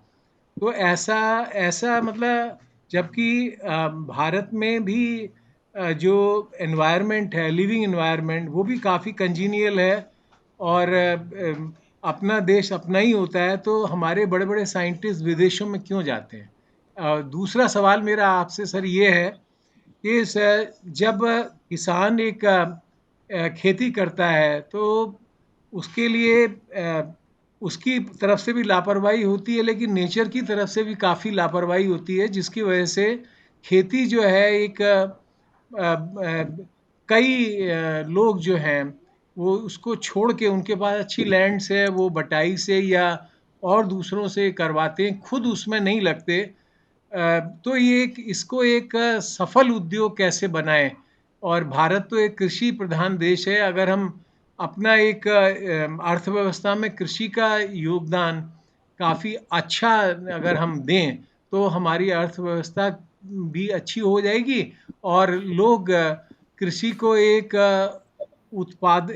सफल उद्योग के रूप में देखेंगे, बजाय कि एक बहुत डर्जरी है, बहुत इसमें नुकसान है, बहुत मेहनत करनी पड़ती है। इस चीज़ को उनके विचार एक कृषि को अपनाने के लिए आएंगे, बजाय कि कृषि को छोड़ने के लिए। मैं पुनः रिपीट करता हूं सर कि हमारे जो अच्छे साइंटिस्ट हैं वो अपने देश में क्यों नहीं रुकना पसंद करते, और दूसरा ये कि कृषि को एक सफल उद्योग के रूप में कैसे हम कन्वर्ट करें ताकि ये हमारी अर्थव्यवस्था का मुख्य साधन कृषि बन जाए। डॉक्टर आशुतोष उपाध्याय साहब।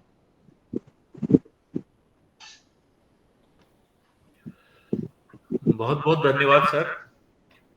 आपने दोनों प्रश्न बहुत ही अच्छे पूछे हैं। विदेश में जाने का लोगों का कुछ अपना क्रेज रहता है, लेकिन दूसरा ये भी है कि हमारे देश में शायद उनके लिए वो सेटिस्फैक्ट्री जॉब या अपॉर्चुनिटीज नहीं मिल पाती हैं जिसकी वो तलाश में रहते हैं। शायद उनमें कुछ देश प्रेम की भी कमी है। जी हाँ, बिल्कुल सही कह रहे हैं सर। ऑफर मेरे पास भी था, अगर चाहता तो मैं भी जा सकता था, लेकिन मेरा ये सोचना था कि मैं अगर करूंगा, कुछ करूंगा तो अपने देश के लिए करूंगा, अपने देश में करूंगा। और मैंने ये प्रयास किया कि जो कुछ मैं करूं, मेरा वर्क रिकॉग्नाइज हो नेशनली, इंटरनेशनली, और मेरे देश में ही जो भी संसाधन हैं उनके अंतर्गत मैं जो कर सकता हूं वो अपनी कैपेबिलिटी, पोटेंशियल के हिसाब से करूं। कुछ लोगों की ख्वाहिशें बहुत ज्यादा होती हैं। हो सकता है कि कुछ संसाधनों की कमी की वजह से हमारे इंडिया में बहुत सी लैब्स उतनी मॉडर्न नहीं है, और फॉरेन में काफी अच्छी अच्छी फैसिलिटीज हैं। वो वहां पर काम करते हैं और उनको बहुत अच्छा लगता है। लेकिन अगर हम चाहें तो हमारे पास भी कम पैसे में वो सब संसाधन उपलब्ध हो सकते हैं, होते हैं, और हम कर सकते हैं। जैसे मुझे याद आता है कि एक श्लोक याद आता है कि क्रिया सिद्धि सत्वे भवति महताम नोपकरणे। कार्य की सिद्धि जो है वो परिश्रम से होती है, साधन जुटाने से नहीं होती है। इसका एक बहुत अच्छा श्लोक मुझे याद आ रहा है कि घटो जन्म स्थानम मृग परिजनो भूर्ज बसने वने वासा कंदादिक अशनमेव विदुना अगस्तस्या पातोदिम यदकृत कराम भोज कुहरे क्रिया सिद्धि सत्वे भवति महताम नोपकरणे। मतलब घड़े में जिनका जन्म हुआ, घटो जन्म स्थानम, घड़े में जिनका जन्म हुआ, मृग परिजनों, मृग उनके परिजन थे, भूर्ज बसने, वने वासा, वन में वास था, जी हाँ, जी हाँ। कंदादिक अशन में विदगुणा, उन्होंने जो है कंद मूल फल खा के अपना जीवन व्यतीत किया। अगस्त पाथोधिम यदकृत कराम भोज करे, वो अगस्त मुनि जो हैं वो अपनी अंजुलि में समुद्र को पूरा पान कर लिए। तो कार्य की सिद्धि परिश्रम से होती है, साधन जुटाने से नहीं होती। तो मेरा मानना यही है कि अगर हम कुछ करना चाहते हैं, हमारे अंदर अगर कुछ करने की क्षमता है, तो उसके लिए हमें बहुत साधनों की जरूरत नहीं है। हम अपने सीमित संसाधनों के साथ ही बहुत कुछ करने में समर्थ हो सकते हैं। तो ये शायद लोग सोचते हैं कि हमारे देश में उनके लिए अपॉर्चुनिटीज नहीं है, जॉब्स नहीं है, और बाहर जाकर के वो कुछ कर लेंगे। लेकिन बाहर भी बहुत अच्छे, जैसे कहते हैं ना कि वो भी कॉन्ट्रेक्चुअल जॉब्स हैं, तो टाइम बाउंड जॉब्स हैं, उनके लिए परमानेंट पोजीशंस बहुत कम है बाहर। वो केवल जाते हैं और कुछ काम करके चले आते हैं और कुछ पैसे कमा के चले आते हैं। तो बेसिकली जीवन का उद्देश्य पैसा कमाना नहीं होना चाहिए। लोगों में ये कुछ गलत फहमी है कि हम धनोपार्जन कर लेंगे तो हम बहुत बड़े आदमी हो जाएंगे। लेकिन मेरा ऐसा मानना है कि धन जो है केवल इतना होना चाहिए कि जिससे हम आराम से अच्छी सी जिंदगी जी सकें। Excess of everything is bad. अगर बहुत ज्यादा धन है तो वो आपको प्रमाद देता है, घमंड देता है। तो उतने ही संसाधन होना चाहिए जिसमें हम अपने आराम से जिंदगी व्यतीत कर सकते हैं। दूसरा आपने प्रश्न किया था कि किसानों का मोह भंग हो रहा है जी हाँ, एग्रीकल्चर की तरफ से, और ये बात बिल्कुल सही है। मैं भी इस बात से एग्री करता हूं। उसके कई रीजंस हैं। पहला रीजन तो यह है कि हमारे अगर बिहार में देखा जाए तो बहुत ही छोटी छोटी जमीन की जोत है, small and fragmented land holders बहुत हैं। तो वो अगर हम उनको कोई टेक्नोलॉजी इंप्लीमेंट करने के लिए कहते हैं तो वो टेक्नोलॉजी उन small and fragmented land holders implement नहीं कर पाते हैं। अगर यहां पर चकबंदी हो जाए, लैंड कंसोलिडेशन हो, तो एक लार्ज स्केल पर कोई भी टेक्नोलॉजी को इंप्लीमेंट करके उनकी इनकम एंड लाइवलीहुड बढ़ाई जा सकती है। तो ये एक सबसे बड़ी प्रॉब्लम है कि एग्रीकल्चर उनके लिए एक लिक्विडेटिव अपॉर्चुनिटी नहीं रही। और बिहार में अधिकतर लोग, बिहार के जो लेबर क्लास के लोग हैं, वो पंजाब हरियाणा और दूसरी जगह चले जाएंगे, वहां सब काम कर लेंगे, लेकिन बिहार में वो काम नहीं करना चाहते। जो बिहार में बड़े बड़े लैंड होल्डर्स हैं, उनको लेबर की प्रॉब्लम है, अपने हाथ से वो कोई काम नहीं करते हैं, सारे बेस्ड हैं लेबर के ऊपर। तो ये एक बिहार की थोड़ी समस्या है कि एग्रीकल्चर, और फिर यहाँ पर लोग आराम परस्त भी हैं। अगर उनके लिए कुछ हो गया, धान हो गया, तो वो अपना आराम से दूसरी क्रॉप के लिए बहुत ज्यादा बॉदर नहीं करते हैं। तो ये बिहार और उड़ीसा में थोड़ा लोग लिथार्जिक भी हैं farmers, unlike Punjab and Haryana. यहाँ पर अगर हम चाहें तो यहाँ पर हमारे पास वाटर रिसोर्सेज भी अच्छे हैं और सॉइल भी अच्छी है, तो अगर यहाँ पॉसिबिलिटी है तो अच्छा उत्पादन लिया जा सकता है, अच्छा प्रोडक्शन हो सकता है। लेकिन फार्मर्स में वो जज्बा नहीं है। फार्मर्स सोचते हैं कि वे सेल्फ सेटिस्फाइड हैं। बिहार या जैसे अगर आप महाराष्ट्र वगैरह में देखें तो वहां पर सुसाइड रेट जाता है, यहाँ पर फार्मर्स लोन ही नहीं लेते हैं, इसलिए सुसाइड रेट भी बहुत कम है। तो थोड़ा सा उनमें एक उत्साह का अभाव है, उनको एंकरेजमेंट की जरूरत है, उनको अपॉर्चुनिटीज प्रोवाइड करने की जरूरत है। और जैसे मैं कहता हूं कि अगर हम फार्मर्स को रियली एग्रीकल्चर से जोड़ना चाहते हैं तो हमको 5 चीजों पर ध्यान देना होगा। वो 5 चीजें क्या हैं? Number 1 is technology. Technology, whether it is related to soil, water, crop, climate, human resources, or any technology. So technology is very important. Number 2 is credit. Farmer should be made available the required credit because he needs little amount of credit at different stages. जब वो sowing करवाओ, transplanting, harvesting, या उसको seeds, fertilisers, या insecticide, pesticide, जो भी कुछ चाहिए, तो उसको थोड़ा थोड़ा क्रेडिट डिफरेंट टाइम पर चाहिए। कुछ उसकी फाइनेंशियल इंस्टीट्यूशन से अगर लिंकेज हो जाती है और उसको हम क्रेडिट प्रोवाइड कर देते हैं, देन दिस में also attract him towards agriculture.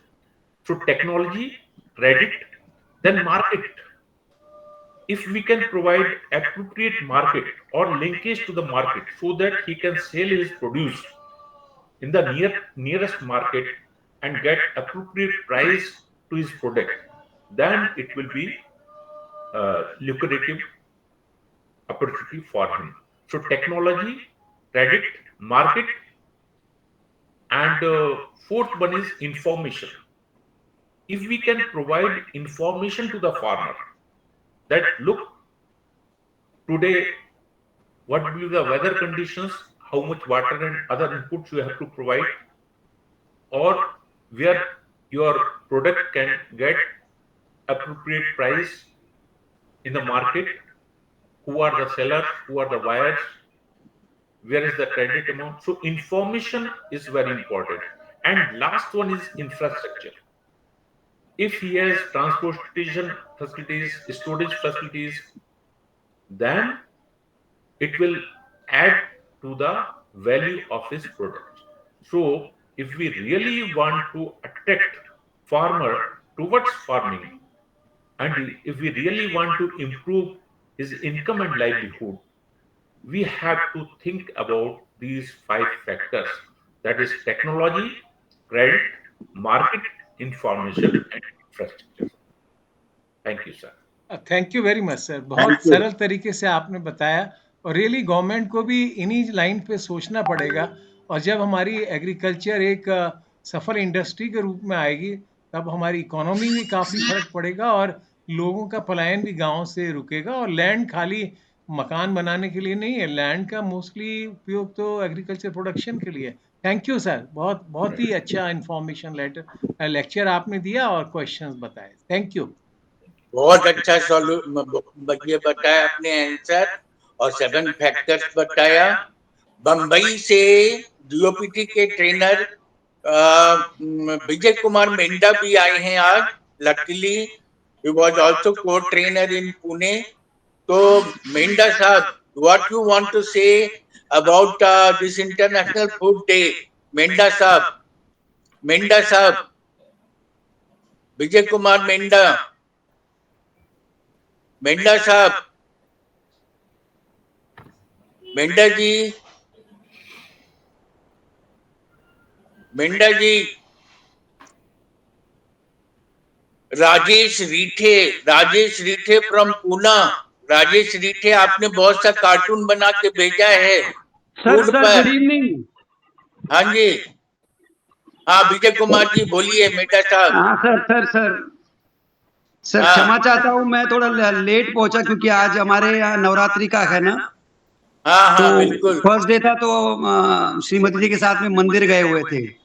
अच्छा, आपका फोन भी आया था और मैंने अभी ज्वाइन किया, तो मैं क्षमा चाहता हूँ मैं लेट, लेकिन मैंने सुना बहुत सरल वे में सर ने कहा कि कैसे एग्रीकल्चर को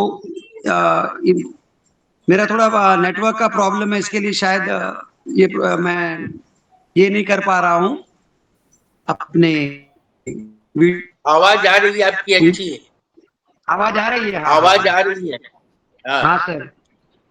तो मैं ये जो मैंने 10-15 मिनट सुना, बहुत अच्छे फैक्टर्स जो लास्ट में जो बताए कि कैसे इंस्पायर करना, कैसे इम्प्रूव करना चाहिए एग्रीकल्चर की तरफ, कैसे किसान को, फार्मर्स को हेल्प मिलनी चाहिए, तो बहुत अच्छा है। एंड आज तो जैसे आपने वर्ल्ड फूड डे पे कहा, तो food is the one of the necessity, and food की जो स्कैरसिटी है मेरे हिसाब से वो it is a man made scarcity.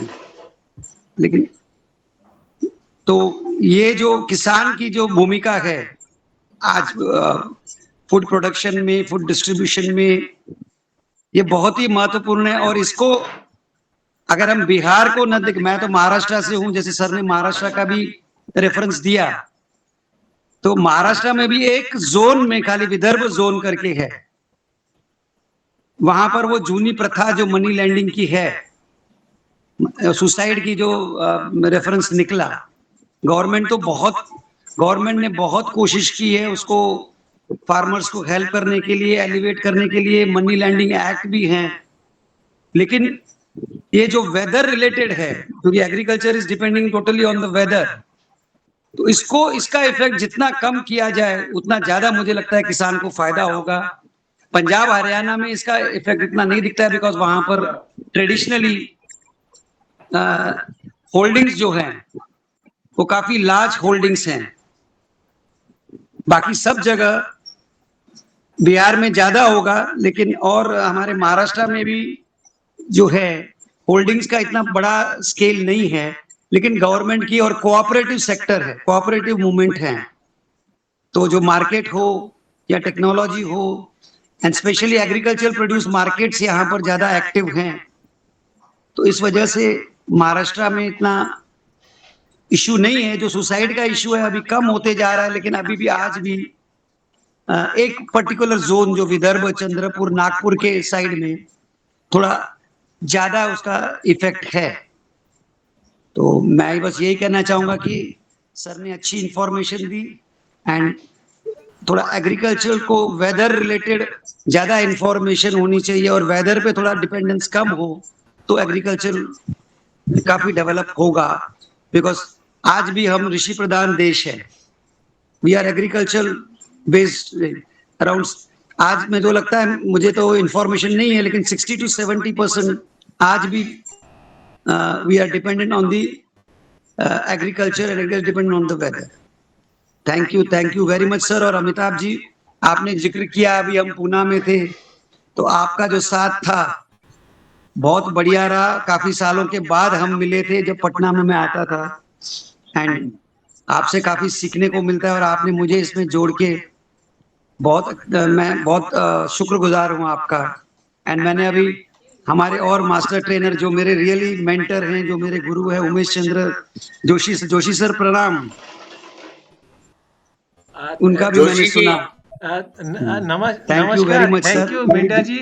और मेरा भी कोई नेटवर्क प्रॉब्लम है और मुझे बड़ा अच्छा लगा we are meeting you after a long time and I in my mind I have a sweet memories when you were there at Lucknow long Yes, long sir. Yes, back sir. and where you were developed there as a recognized trainer and you had Thank done you, sir. so many courses and conducted on your own style that is being appreciated throughout the India, especially at the level of DoPT. So I congratulate you and today I saw you here asking questions, giving your information on agriculture is a pleasure for me also to listen you. Thank you, Minda Saab. धन्यवाद Thank you, sir, Minda धन्यवाद Saab और also. Thank you, Umesh Joshi Saab also. And Rajesh Rithe, आपला विचार बघा. आपला विचार बतावा. Good evening, everyone. Good evening, everyone. Good evening Rajesh. Rajesh from Pune. I'm irrigation engineer working in government of Maharashtra from 2000, and I'm very happy. Vijay Kumar sir, Amitabh sir, we have get great dialogue last week in Yeshada, and I'm very happy to join this session. Doctor Ashutosh sir ने बहुत बढ़िया point बताए थे. जैसे हम कृषि प्रधान देश है, अभी विजय कुमार सर ने बताया सर का परसेप्शन सही है. अबाउट 60 to 70% इज हम कृषि प्रधान देश है. और मैं महाराष्ट्र से बिलोंग करता हूँ और स्पेशली वेस्टर्न महाराष्ट्र से, पश्चिम महाराष्ट्र से, जो काफी सदन भाग है. और ये सदनता आई है केवल इरिगेशन के माध्यम से आई है. डॉक्टर आशुतोष सर ने बताया कि बिहार में 80% इरिगेशन के ऊपर पॉपुलेशन डिपेंड है. तो मुझे लगता है इरिगेशन के विविध अंगों के बारे में डेवलपमेंट, मैनेजमेंट, कंस्ट्रक्शन, इफिशियंसी ये सब होना बहुत जरूरी है. और महाराष्ट्र में स्पेशली आजकल वाटर रिजर्व एसोसिएशन फॉर्म करने के गवर्नमेंट ऑफ महाराष्ट्र ने बहुत ज्यादा जोर दिया है, क्योंकि farmers participation if there then there will be a successful irrigation management. So nowadays government of Maharashtra is emphasis on formation of water reserve association, their efficient running. One more thing that we have adopted as a new policy, that instead of conventional canals, we are using pipe distribution network, which will save about 32%, 40% of water loss, so that irrigation efficiency can be utilized and loss of water जो होता था उसका रीयूटिलाइजेशन भी हो सकेगा. Doctor Ashutosh sir ने उनके presentation में जो बताया कि role of farmer, role of civil society, role of private sector and role of government, ये बहुत जरूरी बात उन्होंने बताई है. और कोऑपरेटिव सेक्टर के माध्यम से महाराष्ट्र में जिस तरह से डेवलपमेंट हुई है वो पैटर्न अगर पूरे हिंदुस्तान में यूज होता है तो डेफिनेटली फार्मर्स का लाइवलीहुड और स्टैंडर्ड ऑफ लिविंग बढ़ेगा, ऐसे मुझे लगता है. अमिताभ सर की वजह से आज जो ये मौका मिला है उसके लिए मैं उनका तहे दिल से शुक्रिया अदा करता हूँ. डॉक्टर आशुतोष सर ने बहुत बढ़िया आई ओपनर कविता जो पढ़ी है, तो मुझे यकीन है हम लोग उनकी कविता ज्यादा से ज्यादा लोगों तक पहुंचाएंगे. एक हिंदुस्तानी होने के नाते और एक इरिगेशन होने के इंजीनियर होने के नाते मेरी ये डबल जिम्मेवारी है कि मैं water loss, water efficiency, food production, food efficiency बढ़ाने में अपना योगदान जरूर दूंगा.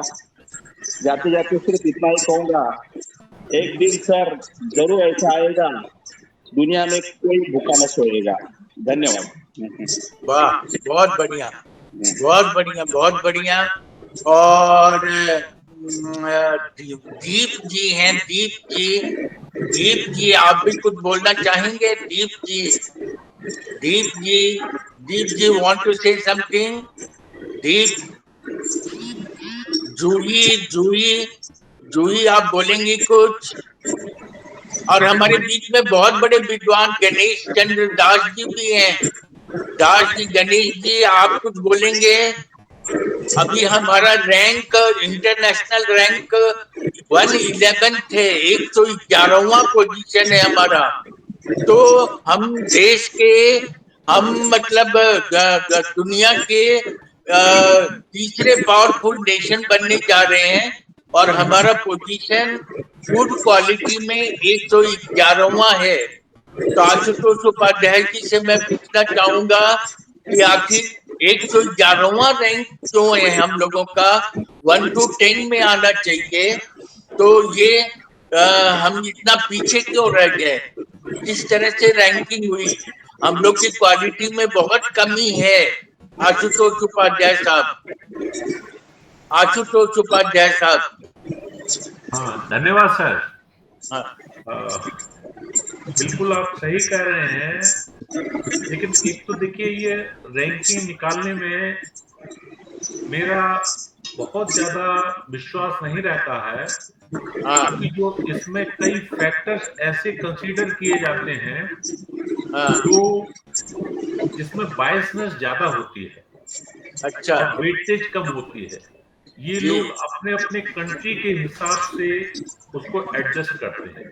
इसलिए मैं इस और कोई भी चीज, जैसे कहते हैं ना कि एवरेज अगर निकाला जाए, और जैसे कहते हैं एवरेज में एक आदमी जो है उसके पैर अगर कोल्ड वाटर में है और सर जो है बॉइलिंग वाटर में है, तो आप कहेंगे कि एवरेज तो वो ठीक है, देयर इज नो प्रॉब्लम। तो वो मैं एवरेज के साथ आपको स्टैंडर्ड डिवीजन और रेंज भी देना पड़ेगी। तो इसलिए मैं इस ग्लोबल हंगर इंडेक्स या उसके बारे में मैं बहुत ज्यादा आश्वस्त नहीं होता हूं। लेकिन यह है कि ये चिंता का विषय तो है कि हमारे कंट्री में फूड वेस्टेज बहुत हो रहा है। उस फूड वेस्टेज को, ट्रांसपोर्टेशन और स्टोरेज फैसिलिटीज को अगर हम इम्प्रूव करें तो इस वेस्टेज को कम किया जा सकता है और हमें कम करना चाहिए। तो जो मिसिंग लिंक्स हैं, बेसिकली हम उन पर फोकस करें तो हम जो है इस अपनी रैंक को इम्प्रूव कर सकते हैं। तो कंट्री में, और मैंने बताया कि small and fragmented land holding है, जिसकी वजह से भी कोई पॉलिसी बनाना बड़ा मुश्किल हो जाता है। क्योंकि अगर मान लीजिए फार्मर के पास 7 बटे हुए जमीन के टुकड़े हैं, तो उनको मैनेज कैसे करें? वो मैनेज करना उसके लिए एक चैलेंज है। और वो अगर कुछ उसमें से उपजाता है तो उसके लिए स्टोर कहाँ करे, स्टोर करने के बाद ट्रांसपोर्टेशन और मार्केटिंग कहाँ पर करे। तो ये सब चैलेंज हो। फिर उसके बाद क्लाइमेट चेंज में अगर कभी बाढ़ आ जाए, सूखा आ जाए, तो उसके लिए बहुत बड़ा प्रॉब्लम हो जाती है कि वो उसका सारा अनाज अगर खेत में ही है तो वो सड़ जाता है। तो ये बहुत बड़े चैलेंजेस हैं जिसकी वजह से ये प्रॉब्लम्स हैं। तो इन चैलेंजेस को एड्रेस करना पड़ेगा और धीरे धीरे ही ये इम्प्रूवमेंट पॉसिबल है। क्या हम लोग क्वालिटी फूड नहीं खाते हैं क्या? ऐसा डाटा में, इंटरनेशनल डाटा में बोला गया कि हम लोग, कल परसों के ही पेपर में इकोनॉमिक टाइम्स में दिया था कि भारत का क्वालिटी फूड बाहर के क्वालिटी फूड से बहुत पुअर है। ऐसा क्यों है? मैं इसीलिए कहता हूँ कि क्या बताइए क्वालिटी फूड कौन सा होता है? बोलते हैं कि विटामिन कम है, प्रोटीन कम है, ये सब फूड हम लोग, हालांकि हम लोग वेजिटेबल और बटर, दूध, ये सब चीज तो खाते ही हैं। हम जो ये बाहर से खाना मंगवा के खाते हैं, वो खाना हमारे स्वास्थ्य के लिए हानिकारक है। मैंने अपनी कविता में भी बताया था कि हम लोग अब जो है वो फाइब्रस फूड को छोड़ दिए हैं लेना। हम लोग फाइब्रस और वाइटामिन लेना छोड़ दिए हैं। हम लोग जो है कार्बोहाइड्रेट और फैटी और एक्सेस प्रोटीन, इस टाइप की चीजें लेना शुरू कर दी हैं। रेडीमेड चीजें, घर के खाने को खाना छोड़ दिए, बाहर से खाना मंगवाना शुरू कर दिए, खाना शुरू कर दिए हैं। तो वो चीज हमारी हेल्थ के लिए हार्मफुल है, जिसकी वजह से हमें बीपी बढ़ता है, शुगर बढ़ती है और प्रॉब्लम्स होती है, मेडिकल प्रॉब्लम्स होती है। तो इस समय अगर हमें क्वालिटी की लाइफ जीनी है तो हमें सात्विक खाना खाना होगा। क्वालिटी का फूड वो नहीं होता है कि हम बाहर से पिज्जा, बर्गर और केएफसी से खाना मंगवा रहे हैं और उसको खा रहे हैं। उसका हमारी हेल्थ पर एडवर्स इम्पैक्ट पड़ता है। अगर हम क्वालिटी के फ्रूट्स खाएं, वेजिटेबल्स खाएं और मिनरल्स, विटामिन्स ये लें, कंट्रोल्ड मात्रा में शुगर लें, फाइब्रस फ्रूट्स लें, तो हमारी हेल्थ भी इम्प्रूवमेंट होगी और हम क्वालिटी का फूड भी खा सकते हैं, हमारी सारे पैरामीटर्स भी अच्छे रहेंगे। तो रीजन ये है कि हमारा, अगर आप पुराने जमाने से कंपेयर करें तो पहले लोग क्वालिटी का फूड खाते थे, मोटा अनाज खाते थे। पहले जो है वो जैसे रागी है, कुटकी है या बाजरा है, ये सब खाया करते थे, स्वस्थ रहते थे। लेकिन आजकल के जमाने में इसके दर्शन भी नहीं होते हैं। इसलिए इंटरनेशनल मिलेट ईयर चल रहा है, लोगों में अवेयरनेस बढ़ाई जाए कि कैसे मिलेट्स हमारी बॉडी के लिए इम्पोर्टेंट हैं और कैसे उनका जो है कंजम्पशन हमें फिर इस बार बढ़ाना चाहिए। इंटरनेशनल लेवल पर लोग समझते हैं, लेकिन नेशनल लेवल पर अभी भी अवेयरनेस नहीं है और अभी भी उसको मोटा अनाज कहते हैं। इसीलिए हमारे प्रधानमंत्री जी ने उसको श्री अन्न कहा है। जो भी मिलेट्स हैं उनके लिए श्री अन्न कहा है, ये सबसे पावरफुल अन्न है। तो हमारी थिंकिंग, हमारी जो उसके ऊपर है वो चेंज हो गई है और परहैप्स इसीलिए सोसाइटी में उसके लिए उतना रिस्पेक्ट नहीं है जितना पहले जमाने में दिया जाता था। तो हमें लगता है कि हमें पुरानी संस्कृति पर, पुरानी सभ्यता पर फिर से एक बार लौटना होगा और हमें फिर एक बार मोटे अनाज को लेकर के उसका वो करना होगा, तभी हम लोग स्वस्थ जीवन जा सकते हैं और अपने लेवल को ऊंचा बढ़ा सकते हैं। एक अंतिम प्रश्न कि क्या हम लोग जैसे वेजिटेरियन हैं, तो क्या वेजिटेरियन प्योर रहने से भी क्वालिटी ऑफ फूड हम लोग कम खाते हैं? क्या नॉन वेज लेना जरूरी है? नहीं, बिल्कुल ऐसा नहीं है। हाँ, हम क्वालिटी फूड, देखिए फूड में क्या चीजें जरूरी होती हैं? Carbohydrate, protein, fat, water, fibres and vitamins. ये 7 चीजें, कार्बोहाइड्रेट, वसा, प्रोटीन, जल, खनिज, रुक्षांश, विटामिन, ये 7 चीजें जो हैं वो बहुत जरूरी होती हैं और इसकी एक लिमिटेड मात्रा है। अगर उससे एक्सेस में ले लेंगे वो भी हार्मफुल है, अगर डेफिसिट होगी वो भी हार्मफुल है। तो ऐसी बात नहीं है कि केवल हम नॉन वेज खा करके ही हम स्वस्थ रह सकते हैं। वेज में भी बहुत से ऐसी अपॉर्चुनिटीज हैं, बहुत से ऐसे आइटम्स हैं, वेजिटेबल आइटम्स हैं जिनको हम खाएं तो हम स्वस्थ रह सकते हैं। लेकिन स्वस्थ रहने के लिए केवल अच्छी डाइट ही जरूरी नहीं है, बल्कि उस डाइट का हमें डाइजेशन भी करना है। उसमें जो हम खा रहे हैं उसका डाइजेशन भी बहुत जरूरी है। अगर नॉनवेज खा लिया और उसका डाइजेशन नहीं हुआ तो वो तो उल्टा इम्पैक्ट करेगा हमारी बॉडी को, एडवर्स इम्पैक्ट होगा। तो वेजिटेरियन फूड खाएंगे, उसका इजीली डाइजेस्ट हो सकता है और हमारी बॉडी उसको अच्छे से अब्जॉर्ब कर सकती है और हम अच्छा स्वास्थ्य मेंटेन कर सकते हैं। इसलिए ये गलतफहमी नहीं होनी चाहिए कि केवल नॉन वेजिटेरियन डाइट खाकर ही हम स्वस्थ रह सकते हैं, हम हेल्दी रह सकते हैं। नो, हम वेजिटेरियन डाइट खा करके अच्छी हेल्थ मेंटेन कर सकते हैं, प्रोवाइडेड हम अच्छी डाइट लें और उसको फिर हम डाइजेस्ट भी कर पाए। क्या मतलब क्वालिटी फूड बढ़ाने के लिए अंडा खाना जरूरी है? अंडा खाना चाहिए? हम लोग तो कभी अंडा नहीं खाते हैं। कोई जरूरी नहीं है, कोई जरूरी नहीं है। अंडे में क्या होता है? प्रोटीन होता है, प्रोटीन तो दाल में भी मिलता है आपको, और आपको कितना चाहिए ये आपकी बॉडी पर डिपेंड करता है। तो इसलिए कोई जरूरी नहीं है कि आप अंडा खाएं। आप बहुत से ऐसे सोर्सेज हैं जिससे आपको मिल सकता है। आपको दही से मिल सकता है, आपको दूध से मिल सकता है, आपको दाल से मिल सकता है, आपको फलों से मिल सकता है। बहुत सी ऐसी चीजें हैं जिससे आपको प्रोटीन मिल सकता है। तो अंडा खाना उसके लिए कोई बाध्यता नहीं है। बहुत बढ़िया। विजय कुमार मिंडा साहब ने हैंड रेज किया है। मेंढा साहब क्या सर बोलना मैं चाहते हैं? मैं बिल्कुल सहमत हूँ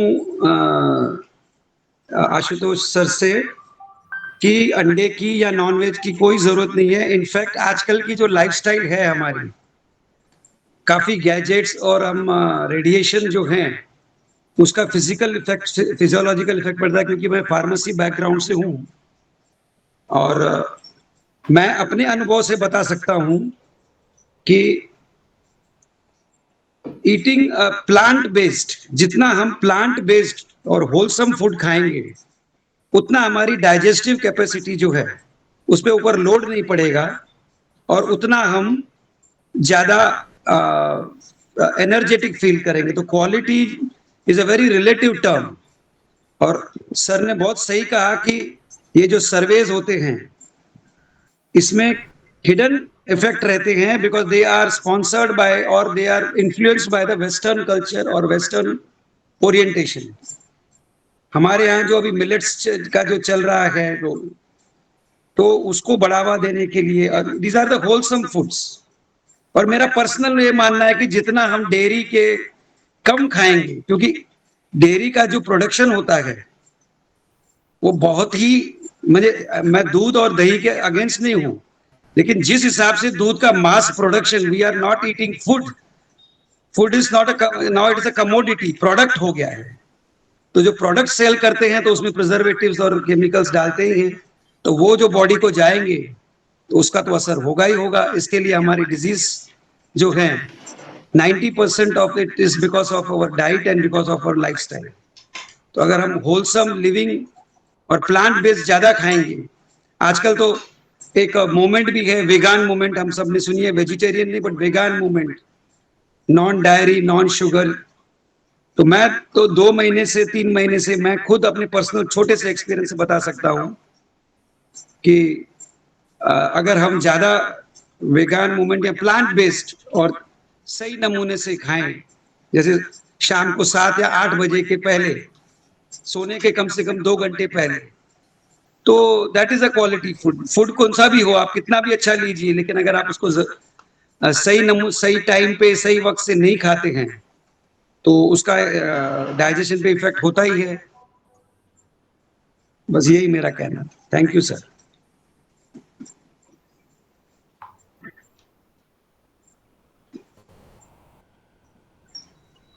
हेलो,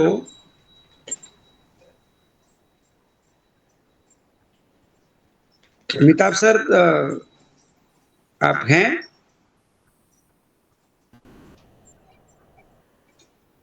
हाँ चंदेश्वर जी, आप बताइए। आप हाँ हाँ हाँ, जोशी सर। हाँ चंद्रेश्वर, लेकिन यस सर। जब तक अमिताभ जी आते हैं, बहुत बहुत धन्यवाद सर, आप लोगों को प्रणाम। एक बड़ी अच्छी बात उभर करके आई जो डॉक्टर आशुतोष ने सत्य को बड़े निष्ठा और साहस के साथ में कहा और विजय जी ने उसको पूरी तरह से उसको और आगे बढ़ाया। ये हंस को हम लोगों ने डाटा बना दिया है और यदि डाटा गलत दिए जाएंगे तो सुपर कंप्यूटर भी अच्छा निर्णय नहीं देगा। तो manipulated data wherever in whatever way it is coming and it has become a way of life, so that has to be understood. Amitabh ji का नहीं चल रहा है, लेकिन मैं अपना काम जो वो मुझे बोलेंगे वो भी मैं कर लेता हूँ, क्योंकि समय 9 बजने वाला है, 9:15 हो गया। बहुत बहुत धन्यवाद डॉक्टर आशुतोष। आप स्वयं आशुतोष हैं और आशुतोष का एक नाम है जिससे पुकारा जाता है, हर हर महादेव। तो आपने जिन बातों को लाया है और राजेश जी, विजय जी और कई लोगों ने कहा, जब आशुतोष की कृपा से हर व्यक्ति दुनिया का जो एक मिनिमम, जो न्यूनतम है वो भोजन करे, तो यही वसुधैव कुटुंबकम, इस भावना को बढ़ावा देना और इसको आगे बढ़ाना बड़ी जरूरी है। क्योंकि मैं गांव से आता हूँ, तो बचपन में हम लोगों ने सुना था, आशुतोष जी ने निश्चित रूप से इसको सुना है, उनका अध्ययन, उनकी कीर्ति, उनकी कविताएं, उनकी लेखनी में जो भावना और साधना है वो कवच है। पहले ये कहा जाता था कि उत्तम खेती मध्यम व निषिद्ध चाकरी ठीक हिस्सा।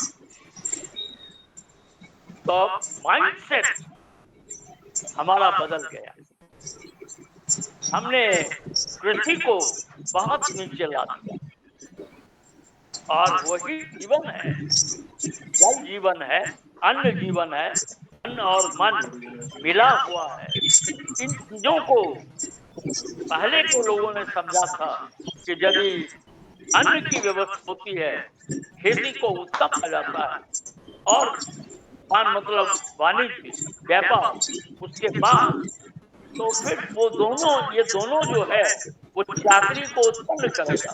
तो जो लोग चाकरी में जाना चाहते हैं वो जाएं, लेकिन भीख नहीं मांगे। ये मनोदशा हमारी लंबे दिनों तक चली, लेकिन बीच में कई उन बातों को जो आप लोगों ने की है उसको छोड़ दिया गया। जैसे देखिएगा कि आजकल वगैरह एक मरवा हमारा मिथिला में बहुत होता था, लेकिन कुछ नव धनक लोग और कुछ दूसरे लोग ये बोलने लगे कि आप मरवा खाइएगा और हमसे बातचीत कीजिएगा।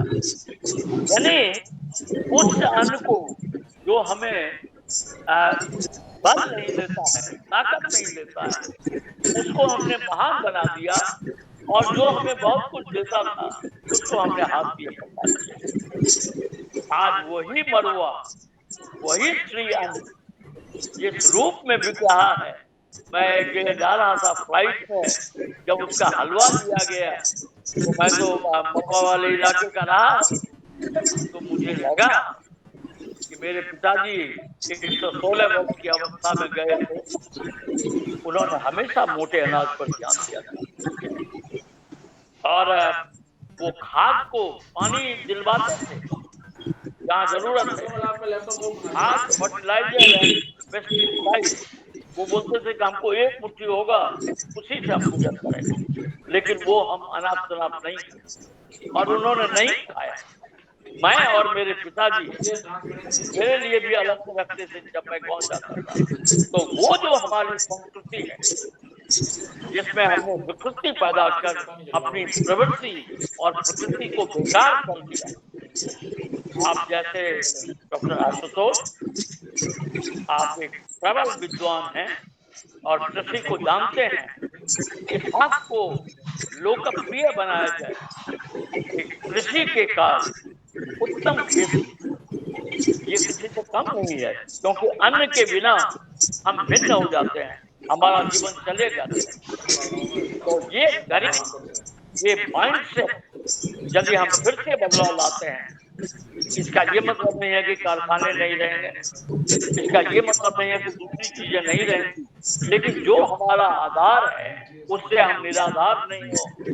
तो आज डॉक्टर आशुतोष ने शिव की भूमिका में जिन बातों को रखा है उससे जीव का मन जो है वो हर हर हो गया। और हम ये चाहते हैं कि आशुतोष जी इसके एक जीते जागते ब्रांड एम्बेसडर बने, प्रतीक बने कि जिन बातों को आपने कहा है वो जन जन के मन तक जाए और हम उसको समझें और उसको जिए। यानी ये आपकी विचारधारा हमारी जीवन धारा। इन शब्दों के साथ, इन भावनाओं के साथ अखौड़ी माहेश्वरी प्रसाद जी को मैं ऋषि बोलता हूँ। ऋषि के सामने में डॉक्टर आशुतोष ने जो कृषि की बात की, वो यदि हम करते हैं तो उससे हम बहुत आगे जा सकते हैं। और जमाना अब उधर ही है, भारत के लीडरशिप को हाईजैक करने की कोशिश हो रही है।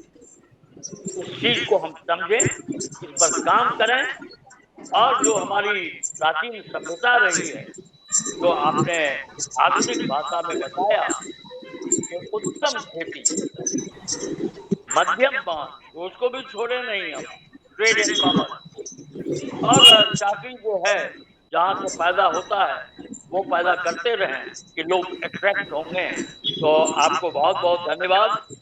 आज जो विजय कुमार जी भी बोल रहे थे, मैं भी पूजा करके पहले बैठ गया ताकि आपकी बातों को सुना कि आज प्रारंभ हुआ है, और शैलपुत्री के रूप में मां आज प्रकट हैं, और उनके वरद पुत्र यहाँ मौजूद हैं, इन चीजों को सुन रहे हैं, समझ रहे हैं। आप देखेंगे कि उपवास और वेजिटेरियन फूड प्राण की रक्षा करते हैं। जो लोग अपने आप को समझ नहीं पाए, जानवर का अपना महत्व है, जिसे मैं कहना चाह रहा था कि कृषि, जानवर, जल, जानवर को हम छोड़े नहीं। जैसे जैसे हम जानवर को छोड़ेंगे हमारी सभ्यता का पतन होगा। तो उसे हम साथ रखें, और उसमें यदि हमारा जी लगता है तो हम बहुत कुछ कर सकते हैं।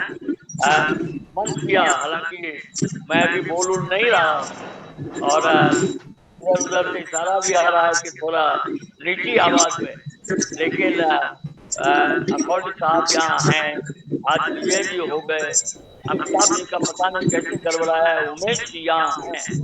ये नेटवर्क जो है, ये जो संकाय और संकुल है, ये देश भर में बढ़े और नव संस्कृति का सृजन हो, जहां ऋषि भी आशीर्वाद दें कृषि को। बहुत बहुत धन्यवाद आपकी भावनाओं के लिए, आपकी साधनाओं के लिए, आपके विचारों के लिए, और आपकी सत्यता। आप अपने इतने बड़े वैज्ञानिक हैं, लेकिन आपने, मैं भी चैलेंज कर रहा था कि कोई रैंकिंग दे देगा मार्केटिंग के लिए, और हम उसको मान लेते हैं, because bad news travel faster. अच्छाई को बताना पड़ता है, समझाना पड़ा है, लेकिन एक बुरी बात को हवा में दे दीजिए, वो अपने आप अपना काम कर लेता है। तो आपने जिन बातों को कहा है, उसी से मैं आपको धन्यवाद देता हूँ। बुद्ध में नहीं सिद्धंती कारजानी न मनोरथी, नहीं सुख सिद्धंती प्रवृत्ति। बहुत बहुत धन्यवाद। अखौरी माहेश्वरी प्रसाद के सामने आपको प्रणाम कर रहा हूँ। जोशी साहब हैं, अमिताभ जी हैं, विजय जी हैं, राजेश जी हैं, इनका अभिवादन, और भी मित्र हैं, मैं नाम नहीं पढ़ पा रहा हूँ। सबों को मेरा वंदन, अभिनंदन, और नवरात्रि की रात्रि बेला में हमने भी संध्या आरती करके बैठा है। ढेर सारी शुभकामनाएं कि ये 9 दिनों में नई नई 9 साधनाओं को अपनी भावना में हम लाएं, और एक एक पर विजय करते चले। और ये 10 दिन तो विजयन होगा। विजयादशमी के दिन मैं चूंकि मिथिला का हूँ तो लोग खाते हैं, लेकिन वो जरूरी नहीं है। बहुत बहुत धन्यवाद, आभार और प्रणाम। थैंक यू धन्यवाद। थैंक यू मिंडा साहब, गदगद हैं। अखौरी साहब, thank you, thank you Chandreshwar Khan सबको साहब, बहुत बहुत साहब बता धन्यवाद, और दें सबको कि ये हमारे चंद्रेश्वर खान साहब बेस्ट फैकल्टी अवार्ड विनर हैं ऑफ इंडिया, और इन्होंने हमें इथिक्स एंड वैल्यू का मास्टर ट्रेनर पंचगनी में बनाया, और ये इतना शानदार बोलते हैं। हमने इनसे रिक्वेस्ट किया, हमारे रिक्वेस्ट पर ये आ गए। बहुत बड़े विद्वान हैं। और हमारे अखौरी प्रसाद साहब हम लोग के पितामह हैं, और वो बहुत अच्छा, वो special secretary government of Bihar से रिटायर्ड किए हैं, इंडियन फिनेंशियल रेवेन्यू सर्विस के हैं। और हम चाहेंगे कि अखौरी साहब भी कुछ बोले। अखौरी साहब चले गए क्या? हाँ, अखौरी साहब चले गए सर। चले गए, अखौरी साहब चले गए। अच्छा अच्छा, तो ठीक है। अगले अगले शनिवार को दिलीप सिन्हा एम्बेसडर ऑस्ट्रेलिया और राम मोहन जी एम्बेसडर पाकिस्तान, इटली और कहाँ के एम्बेसडर रह चुके हैं। वो उन लोगों ने एग्री किया है कि वो इजराइल, पाकिस्तान, ये फिलिस्तीन और भारत, ये तीनों का रिलेशन बताएंगे। अभी जो वार चल रहा है, आतंकवादियों का अटैक चल रहा है, उसको कैसे सुलझाया जाए और भारत क्या सोच रहा है और ये इजराइल कैसे कर रहा है और इस आतंकवाद को समाप्त करने के लिए अभी क्या कदम उठाया जाए। इजराइल में इतना बर्बरता कर रहा है वो ये आतंकवादी सब, और इतने निर्दयता से लोगों का जान ले रहा है, ये बहुत सोचने की बात है। और यदि इसमें आतंकवादी लोग सफल हो गए तो फिर भारत पर दूसरा अटैक होगा, और भारत में आतंकवादी हर जगह छिपे हुए हैं। तो इसको दूर करने का क्या उपाय है, वर्तमान पोजीशन क्या है, वर्तमान में अमेरिका वगैरह सारे रशियन ये सब लोग क्या इसके बारे में सोच रहे हैं और इसका क्या उपाय किया जाए। लोगों का गर्दन काट दिया जा रहा है, औरतों को वो करके बुरी तरह से प्रताड़ित किया जा रहा है। तो इसके संबंध में बहुत बड़े विद्वान हैं ये दोनों, और बहुत अच्छा इन लोगों को नॉलेज है और सारी दुनिया में रह चुके हैं। और ये हमारे वेबिनार में आने के पहले पूरा स्टडी करते हैं। स्टडी करने के बाद हम लोगों को पूरे पोजीशन से वाकिफ करते हैं। इसलिए अगला सैटरडे बहुत इम्पोर्टेंट सैटरडे है, और इसमें आप सब लोग फिर आइएगा। और हम सभी वर्तमान उपस्थित लोगों को नमस्कार करते हैं। आशीष जी कुछ बोलना चाहिए, और किसी को कुछ पूछना हो तो पूछ लें, वरना हम लोग अब, क्योंकि 9:03 बज गया है, तो हम लोग अब इसको क्लोज करेंगे। और आप सभी को बहुत बहुत धन्यवाद देंगे। चंदेश्वर खान साहब का आशीर्वाद हम लोगों को मिला, वो काफी अस्वस्थ थे फिर भी आ गए। इन लोगों के नहीं आने से इसका रौनक कम हो जाता है वेबिनार में, और बीमार पड़ गए थे तो उनकी कमी बहुत खल रही थी। उमेश जोशी साहब आकर के इसमें चार चांद लगा दिया, और आज विजय कुमार मेंढा भी आकर के हमारे वेबिनार की रौनक बढ़ाए। आशुतोष उपाध्याय जी का कुछ कहना ही नहीं, ये तो इनको जितना कहा जाए उतना कम है, और हर जगह हर समय अपना एक सुंदर छाप छोड़ते हैं। और राजेश जी पूना से ज्वाइन किए हैं, और पुणे से बहुत लोग ज्वाइन किए थे। आज तो हम लोग करीब 30-40 लोग हो गए थे, और फिर धीरे धीरे कम हो गए, टाइम ज्यादा हो गया था इसलिए। लेकिन हम लोगों ने जो सीखा वो शायद हम लोगों को हमेशा याद रहेगा। जूही हैं, और Juhi ji, Juhi if you want to say something, Juhi आप कुछ बोलना चाहें तो आप भी बोल सकती हैं। Juhi want to say something, 2 minute का बोलना चाहें तो बोलिए।